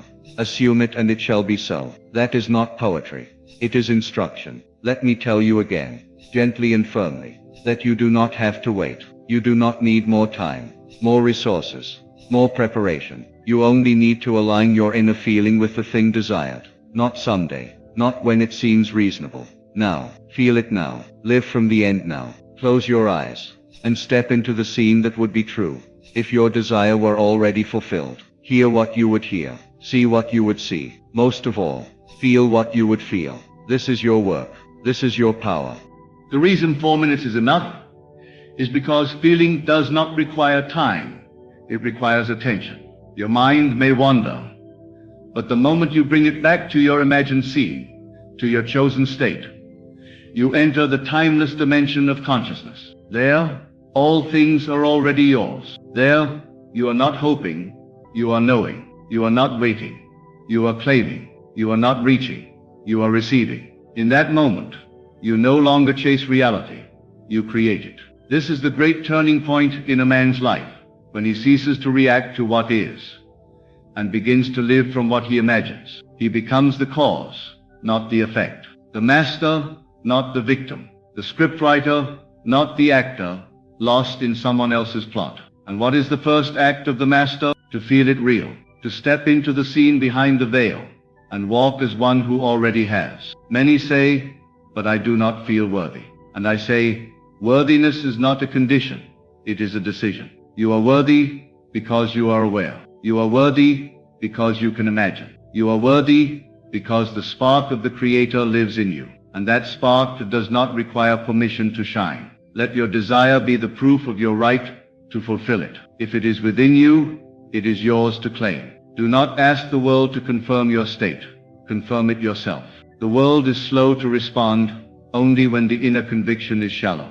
But when the conviction is deep, the world moves swiftly. You do not need signs. You are the sign. You are the living evidence of divine imagination at work. And every assumption you accept as true becomes a stone laid in the foundation of your future. Let no man tell you it cannot be done. Let no voice convince you that 4 minutes is not enough.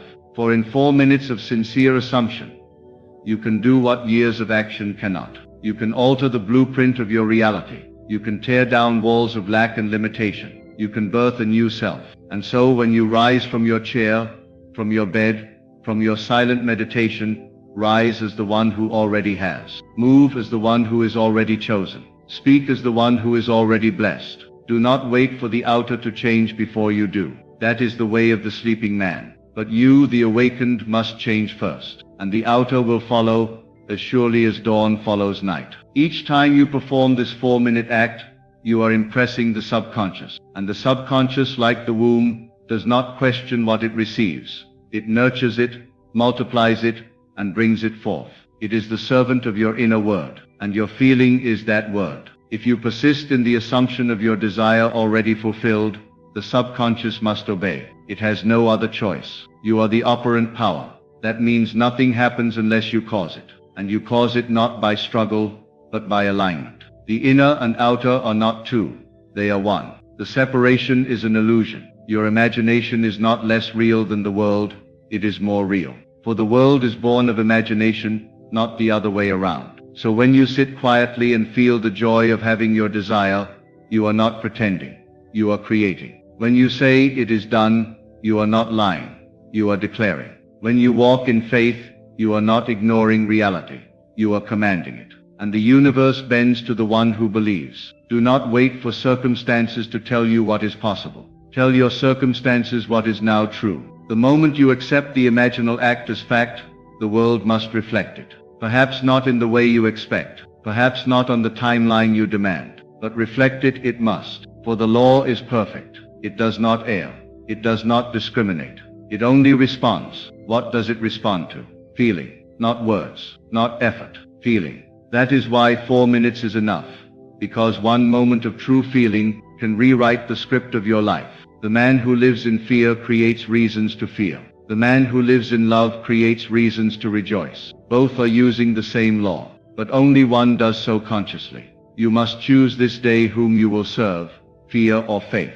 You must choose the state you wish to embody, and do so without apology. For once you have chosen, the whole universe conspires to make it so. Doors open. People appear. Events unfold. And yet you will know it was not luck. It was law. The world will call you fortunate. They will say you are favored. But you will know the truth. You will know that in those 4 minutes you did the one thing that changes everything. You assumed. You felt. You believed. And from that inner world all outer things were born. So when the noise of the world distracts you, return. When doubt whispers in your ear, return. When nothing seems to move, return. The 4-minute path is always open. The throne of imagination is always waiting. You need no temple, no ritual, no mediator. Only the willingness to believe that you are what you choose to be. As you walk through life, let this practice be your compass. Not once a year, not only in moments of desperation, but daily, regularly, silently. 4 minutes in the morning, 4 minutes before sleep, 4 minutes in stillness where you become the master of your fate, the captain of your soul. Because the secret is not in the doing, it is in the being. Not in the chasing, but in the knowing. Not in the hoping, but in the claiming. And if you can claim it within, if you can dwell in the feeling of the wish fulfilled, even for 4 sacred minutes, you will become a magnet for all that you seek. Once you become that magnet, your only task is to remain faithful to the state assumed. Do not look back. Do not dig up the seed with doubt. Do not wander from the imaginal scene you have impressed upon your soul. For the moment you entertain the possibility that it has not worked, you delay the very thing that is rushing toward you. Remain still in the knowing that it is already done. That is what faith is, not the hope that something might happen, but the confidence that it already has. Let others toil and strive. Let them measure their worth by effort and endurance. But you, the awakened one, understand the deeper law, that consciousness is the only reality. And if consciousness be the root, then every visible circumstance is merely the fruit. You do not need to prune the branches. You only need to nourish the root. Your assumption is that nourishment, the 4 minutes you spend dwelling in the state of the wish fulfilled, is water to the seed. It is sunlight to the soul. And just as surely as spring follows winter, the blossom of your desire will appear, often when least expected, and always in perfect harmony with your inner state. You must understand that the world does not give you what you want. It gives you who you are being. Not what you ask for with trembling hands, but what you assume with boldness. So become the man or woman who already possesses it. Carry yourself in thought, word, and deed as the one who is already chosen, already rewarded, already transformed. Not arrogantly, but reverently. For when you wear the feeling of the wish fulfilled, you are honoring the divine spark within you. You are saying, I trust in the unseen, for the unseen is the cause of all that is seen. Do not make the mistake of measuring your progress by appearances, for appearances lag behind assumption. They are echoes of past beliefs, shadows of prior states. If you wish to change what is seen, change what is felt. Step into your imagination and revise the inner script. It does not matter what the facts say now. The facts are not final. They are malleable, soft clay in the hands of the potter. And you are that potter, shaping reality, not through force, but through the silent power of feeling. Let no man steal your vision. Let no external circumstance be louder than the voice within. When you have imagined it clearly, when you have felt it deeply, you have done the greatest act of creation possible. And if you persist in this act, if you nurture it with continued faith and thanksgiving, the walls will crumble, the mountains will move, and the world will bend to match your inner conviction. There is no exception to this law. It is not reserved for the few. It is not the privilege of the enlightened or the elite. It belongs to all who are willing to believe. You were born with the gift of imagination, not as an ornament of mind, but as the instrument of creation. It is not fantasy. It is the power by which the formless becomes form. And if you will give 4 minutes a day to this sacred practice, you will find that all things are truly possible to him who believes. But belief is not passive. It is a choice. It is a decision to dwell in the end, even when the beginning looks barren. It is the courage to smile at the invisible, to shake hands with the imagined, and to walk as if your prayer has already been answered. This is the secret. This is the way. Not through pleading, not through bargaining, but through assuming and receiving. You may begin today, right now, this very moment. No preparation is needed. No condition must be met. Simply close your eyes, breathe deeply, and ask yourself, if it were already true, how would I feel? And then feel that. Let that feeling rise within you like a wave, washing away the old identity, baptizing you into a new reality. Dwell there, rest there. Let every breath affirm it. Let every beat of your heart proclaim it. And when you open your eyes, carry that feeling with you. Let it inform your tone, your walk, your posture. Let it be the silent rhythm behind every action. For the 4-minute act is not confined to meditation. It is a seed planted in consciousness, and your whole day becomes the garden in which it grows. Protect it, nurture it, rejoice in it. If ever you falter, if doubt creeps in, if fear raises its voice, return again. 4 minutes of stillness can redeem an hour of worry.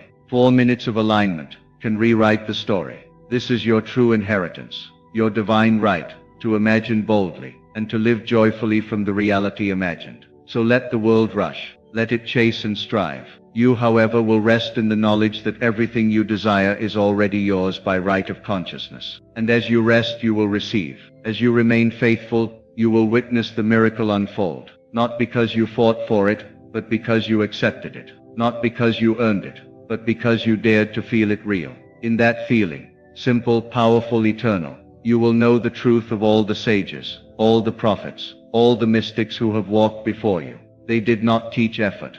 They taught alignment. They did not glorify suffering. They glorified imagination.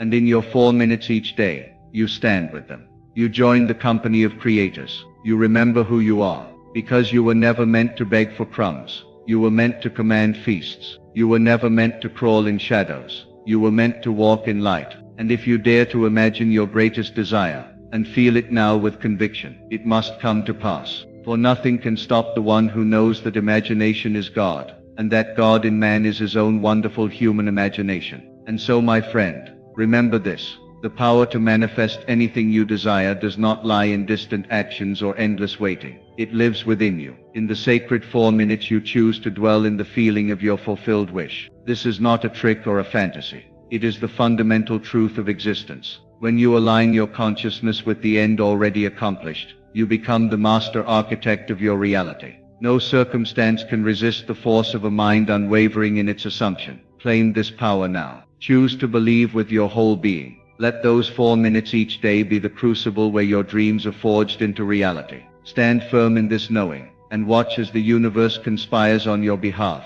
bringing forth the impossible, the miraculous, the divine, because you have dared to become what you imagine. This is your birthright. This is your destiny. Manifest boldly, and live from the end, always. I want you to imagine for a moment that everything you desire, every dream, every goal, every version of yourself you hope to become is already yours. Not will be, not might be, but is. I am telling you something most of the world will never understand, and yet it is the truth that governs all things seen and unseen. You do not become the millionaire version of yourself by chasing money, hustling endlessly, or striving with effort. You become that version of yourself by assuming right now that you already are. You must begin with the end in mind and then live from it. The outer world reflects the inner state. That is the eternal law. If you believe yourself to be poor, to be limited, to be waiting on a breakthrough, then the world will conform to that belief. But if you dare to feel, truly feel, that you are already what you desire to be, then the world must mirror that inner conviction. This is not fantasy. This is not hope. This is law. Now you may ask, how do I act as the millionaire version of me now, when my senses tell me otherwise? You must deny the evidence of the senses and accept the evidence of the imagination. You must clothe yourself in the feeling of the wish fulfilled. That is the key. The moment you accept the state of being a millionaire, even while your bank account says otherwise, even while your surroundings may still reflect limitation, you begin to shift reality. Because imagination creates reality. Not thought, not effort, not action. Imagination. You must revise your concept of self. You cannot bring the new into your life while identifying with the old. The poor man, the man who sees himself as lacking, as struggling, cannot manifest abundance. That self must die. It must be buried. And from that burial, the new self is born. The self who is already abundant, already rich, already in possession of the fulfilled dream. And this new self does not strive or worry. He assumes. He knows. When you walk into a room, how do you carry yourself? When you look in the mirror, what do you see? The millionaire version of you walks differently, speaks differently, thinks differently. He has nothing to prove. He does not seek validation. He is, and that state of being radiates from him like a fragrance. It cannot be faked, because it is felt. So you must ask yourself not, what must I do, but what must I assume? If you were already the millionaire, would you be anxious? Would you be desperate? Would you constantly look around, hoping for signs? No, you would be still. You would be sure. You would go about your day in peace, knowing that all things are working for you, not against you. And it is this knowing, this inner stillness, that begins to draw all things into harmony with your state. Feeling is the secret. The state you occupy emotionally is what determines your reality. If you persist in the feeling of wealth, even when circumstances suggest otherwise, those circumstances must bend. They must conform. This is not wishful thinking. This is the law of assumption in action. And the law does not fail. You must dwell in the end. Not momentarily, not occasionally, but consistently. You must fall asleep each night as the millionaire version of you. Let that feeling saturate your being. Let it dominate your dreams. Let it become more real to you than anything the world says. Because the world is a shadow, a reflection. Or the soul is a shadow, a reflection. And the light that casts the shadow is your imagination. Do not ask how it will happen. That is not your concern. The moment you ask how, you step out of the state and back into doubt. Your only job is to accept the end as done. Assume the feeling of the wish fulfilled and rest in it. The bridge of incidents will unfold perfectly. People will appear. Opportunities will surface. The very atoms of your world will rearrange to reflect your state. And you need do nothing to make this happen, except remain faithful to your assumption. There is a version of you, right now, who lives in abundance, who wakes up in beauty, who moves through life with ease, who blesses others simply by being. This version of you is not separate from you. It is you in another state of consciousness, and you have the power to step into that state now, this moment, by accepting it as real. You must refuse to entertain contrary thoughts. You must cast down every imagination that exalts itself against your assumption. When fear whispers, "It's not working," you answer, "It is done." When doubt says, "You don't see results," you declare, "I am the result." This is the discipline of faith. This is the spiritual muscle that must be strengthened daily. You are not manifesting money. You are manifesting a version of yourself that has money. Hear me clearly.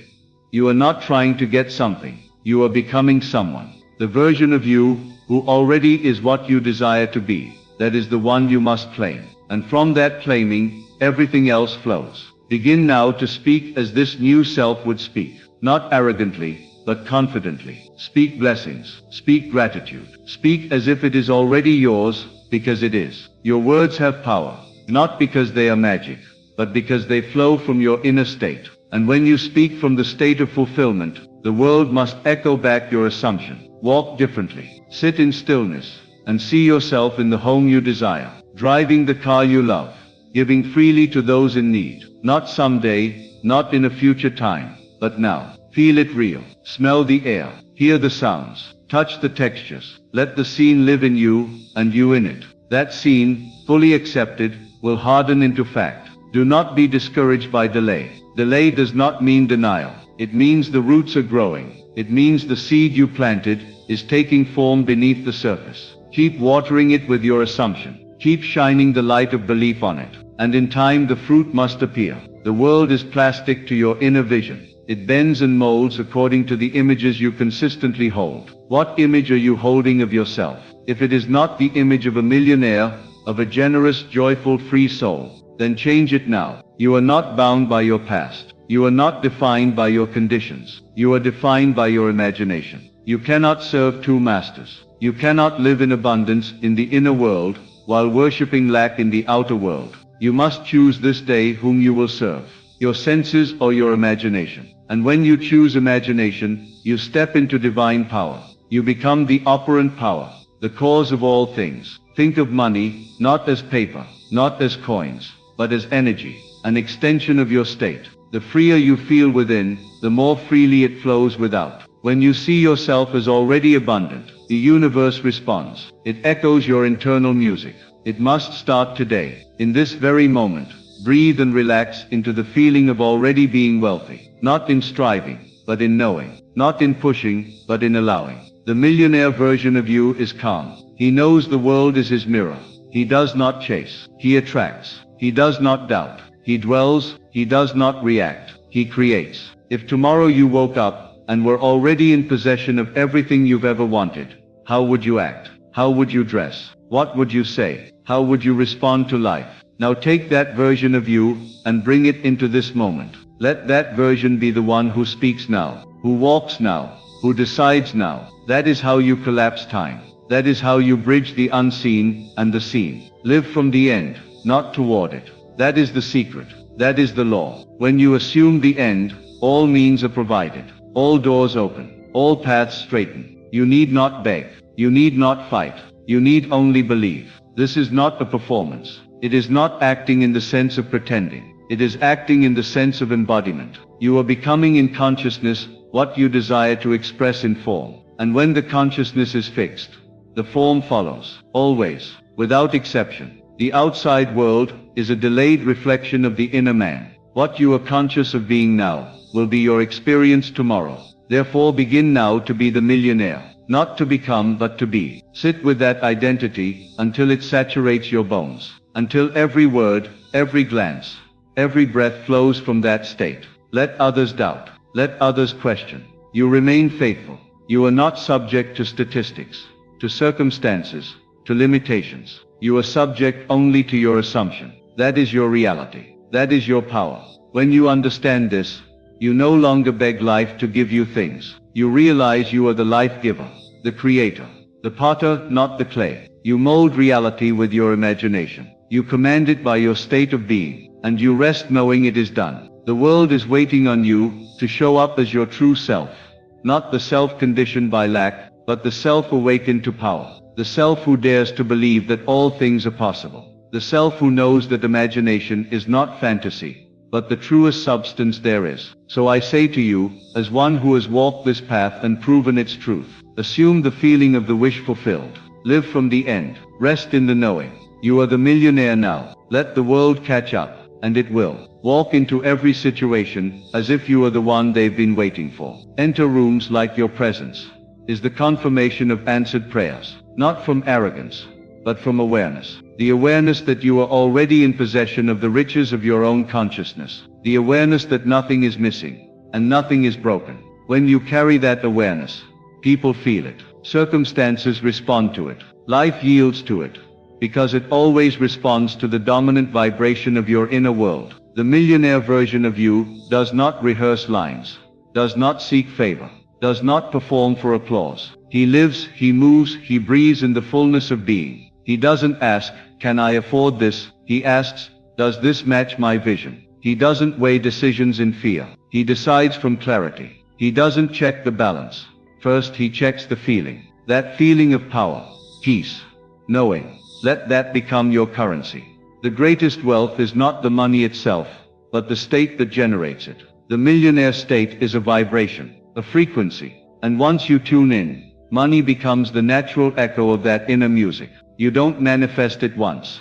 You manifest it perpetually. Because you're living from a frequency that allows nothing else. That state will call forth the ideas, the connections, the moments of inspired action that make everything seem effortless to others.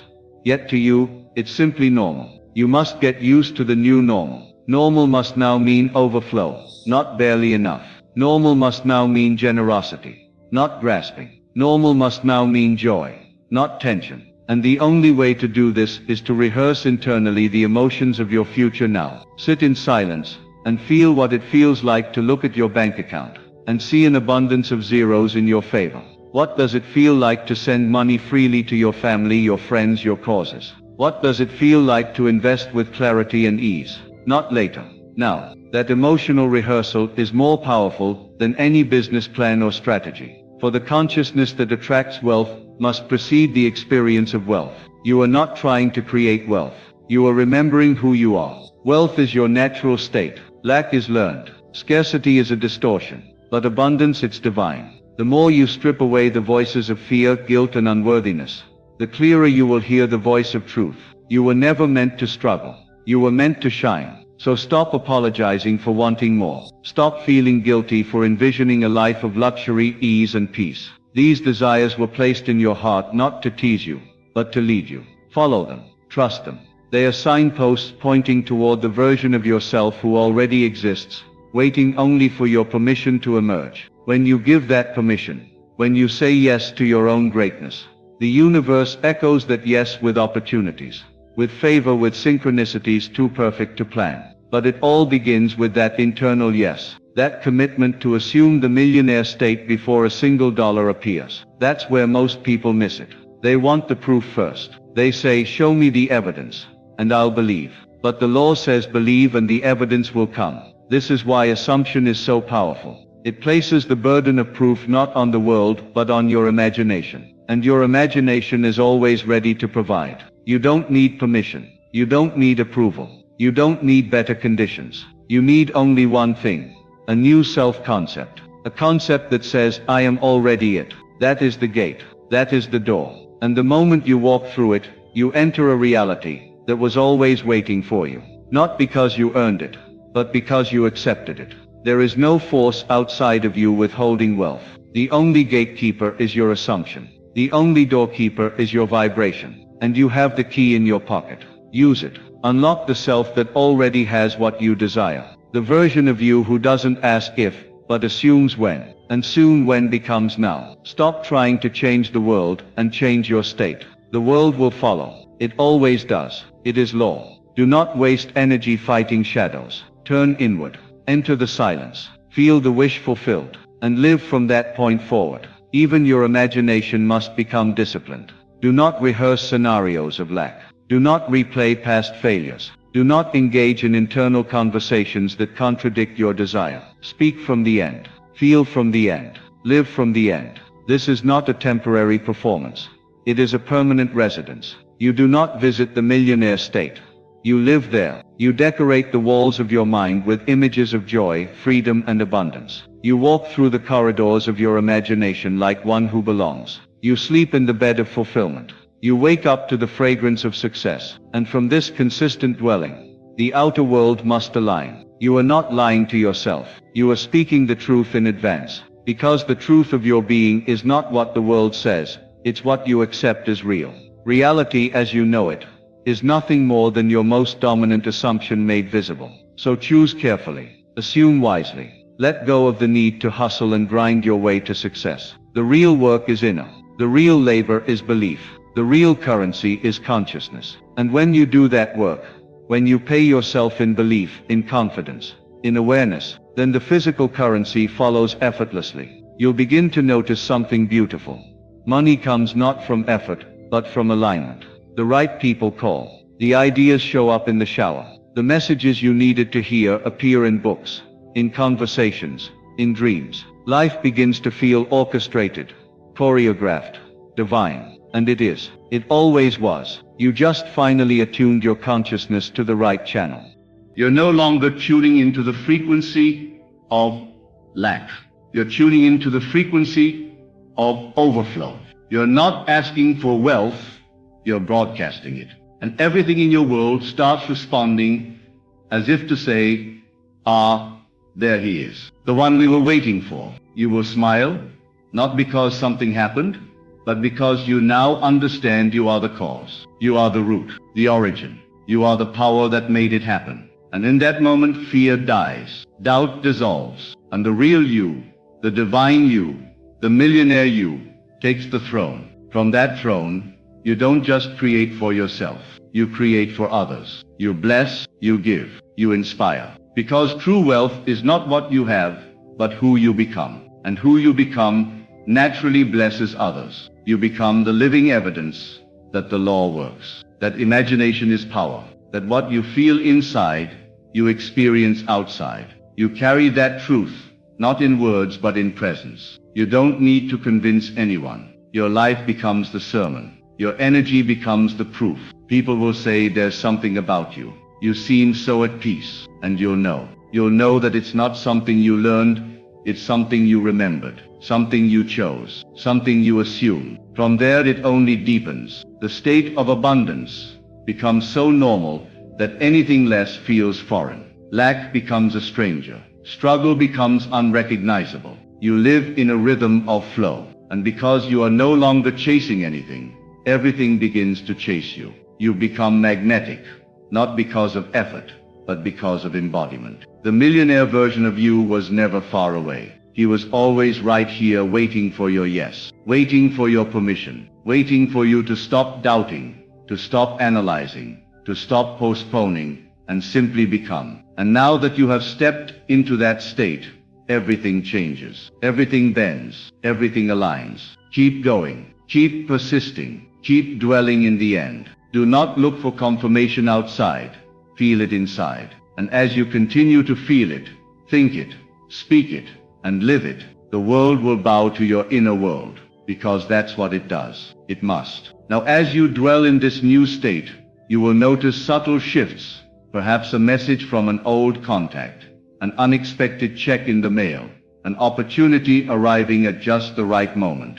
These are not coincidences. They are the universe responding to your dominant assumption. Your inner conversation has changed the outer dialogue. You have rewritten the script of your life simply by assuming the role you wish to play. It is essential to nurture this inner assumption daily. Like a seed planted in fertile soil, your imagination needs constant watering with feeling, faith, and attention. Do not allow the weeds of doubt and fear to creep back in. When you catch yourself slipping into old patterns of scarcity, gently return to the scene you have imagined so vividly, the scene where you are already the millionaire you seek to become. Let that scene fill every fiber of your being until it becomes your new reality. Remember, your imagination is not a fantasy. It is the most real thing about you. The physical world is but a shadow cast by your inner thoughts and feelings. When you align your imagination with the millionaire version of yourself, you create a blueprint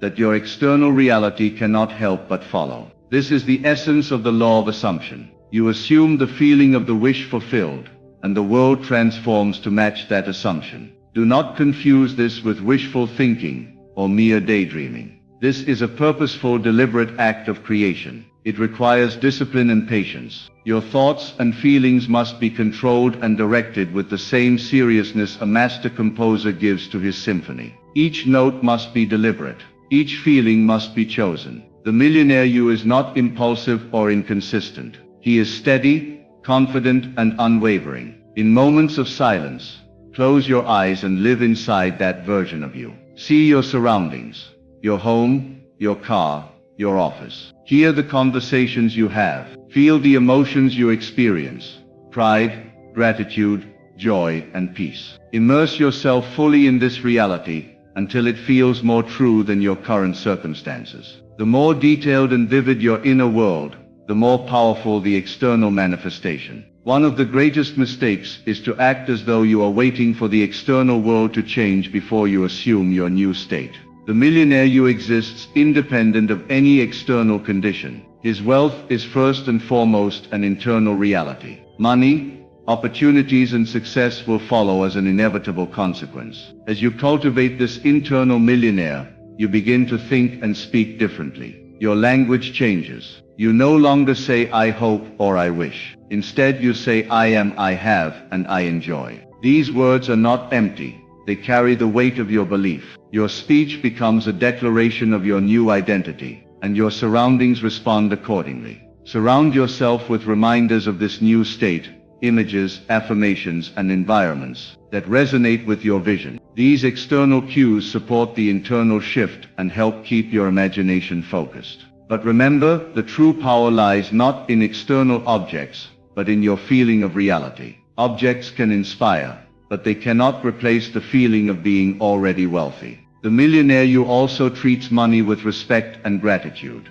He does not hoard or fear loss. Instead, he flows with the energy of abundance, giving generously and receiving graciously. This flow creates a cycle that multiplies wealth rather than depletes it. When you adopt this mindset, you become a conduit for prosperity, and it moves freely through you. In your daily actions, embody the confidence and decisiveness of the millionaire self. Make choices from that place of certainty. Take inspired actions that align with your inner reality. These actions will not feel like struggle, but like natural steps forward. The universe supports your every move when you are aligned with your true self. Avoid comparing your current state with the millionaire ideal. Comparison creates resistance and doubt. Instead, accept where you are now, with compassion while holding steady to your new identity. Progress may appear gradual on the outside, but inside, transformation is complete and instantaneous. You are the artist of your life's masterpiece. Your imagination is your brush, your feelings are the colors, and your assumption is the canvas. Paint boldly and without hesitation. Do not wait for permission or perfect conditions. Create now, because the world you desire already exists in your mind, waiting for you to live it. As you continue to live from this place of assumption, watch for the doors that open. Opportunities will present themselves naturally. Relationships will shift to support your vision. Financial gains will arrive in ways you could not have anticipated. These manifestations are simply the echoes of your inner reality. Be patient and persistent. Doubts may arise, but do not entertain them. Return quickly and repeatedly to the feeling of the fulfilled wish. This is your spiritual work and your greatest power. Your outer world will follow, reflecting the unwavering certainty you hold inside. The millionaire you is not an unattainable dream, but your deepest truth waiting to be acknowledged. Step into this truth fully and fearlessly. Act now as if you are already that person. Speak, think, and feel accordingly. The universe responds to your assumption because it cannot resist the reality you choose to embody. Live with the expectation that all your desires are already fulfilled. There is no delay in the realm of consciousness. Time and space bend to your belief. The moment you truly accept your millionaire self, the physical world rearranges to prove it. This is the great secret taught by Neville Goddard, that the outer world is a mirror of the inner state. Change the state within, and the world must change without. Act as the millionaire version of you now, and your life will become the testimony of that truth. Keep your mind focused, your heart open, and your feelings pure. Persist in this inner knowing without wavering. You are wealth itself. You are abundance itself. You are the millionaire you have always dreamed of being, right here, right now. Feel into the essence of that truth deeply. Let it saturate every thought, every breath, every moment of your day. When you awaken each morning, greet yourself as the millionaire version of you. Before the noise of the world intrudes, take a few minutes to dwell in the feeling of having already arrived. Visualize your life as if it is unfolding perfectly in alignment with your highest vision. Notice the sensations in your body, the ease, the lightness, the expansive joy. These sensations are the signals of your alignment, the proof of your new identity. Carry this feeling into every interaction. When you speak, let your words reflect the certainty of your success. When you move, let your posture convey the dignity of one who commands their own destiny. When you think from a place of power rather than limitation. This daily practice creates a feedback loop that strengthens your assumption and makes it more tangible. The more real it feels inside, the more real it becomes outside. You will also notice a shift in your relationships. The millionaire version of you attracts people who reflect that reality. You begin to connect with mentors, allies, and collaborators who support your vision. Doors that were once closed begin to open effortlessly. Opportunities that seemed rare or out of reach now come to you naturally. This is the law in action. Your inner world magnetizes your outer experience. Yet do not become attached to how or when these manifestations appear. The millionaire you understands that the universe's timing is perfect, even when it defies logic. Trust this timing without question. Your job is to maintain the feeling of the fulfilled desire, not to micromanage the process. Let go of the need to know every detail. Instead, nurture the faith that what you have assumed is already done. Remember, the power of assumption is rooted in faith. Faith that your imagination creates reality. This faith is not blind. It is born from experience. Every time you return to the feeling of the wish fulfilled, you reinforce the reality of your assumption. Each act of faith dismantles old beliefs and rewires your consciousness toward abundance. You may ask, what if doubt arises? Doubt is natural but temporary. When it comes, acknowledge it without resistance. Then gently return to your imagined scene. Do not wrestle with doubt, for struggle feeds it. Instead, soften your attention and refocus on the reality you choose to inhabit. The millionaire you is patient and persistent, not frantic or desperate. As your inner world grows richer, your outer world will follow suit in ways that surpass your expectations. Money will flow easily. Ideas will flow freely. Inspiration will flood your mind. You will find yourself saying yes to opportunities that align with your vision, and no to those that do not. Your confidence will become a beacon, drawing success to you like a magnet.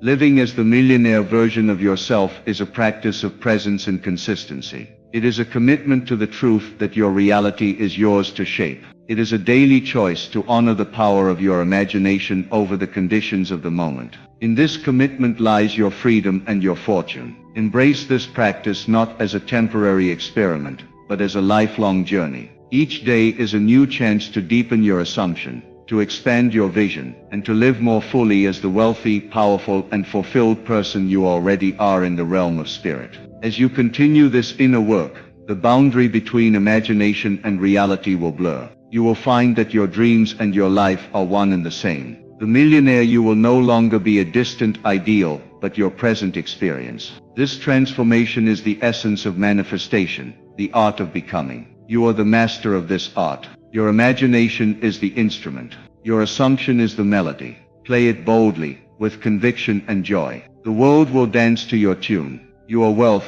you are abundance, and you are the living embodiment of your highest vision. Step into this truth now. Act as the millionaire version of you, not tomorrow, not next week, but now. Live fully, feel deeply, and assume confidently. The universe will respond with open arms, and your life will unfold as the magnificent masterpiece you were always destined to create. And so you move forward, not as someone hoping to be rich, but as someone who knows they already are. Your consciousness shapes your world. Your belief births your reality. You are the millionaire now. So hear this now with absolute clarity. Your outer world is but a reflection of the world you choose to live within. When you act as the millionaire version of yourself now, fully, deeply, unwaveringly, you do not wait for riches to come. You command them to appear because your consciousness has already created their blueprint. This is not a distant dream or wishful thinking. It is a living truth, accessible to you in this very moment. The power to transform your life lies not in external circumstances, but in your assumption, the feeling of the wish fulfilled. Own this power, embody this reality, and watch as the universe rearranges itself to mirror your inner conviction. You are wealth itself. You are abundance itself. Act now, live now, and become the millionaire you already are in the deepest core of your being. Your empire awaits your command.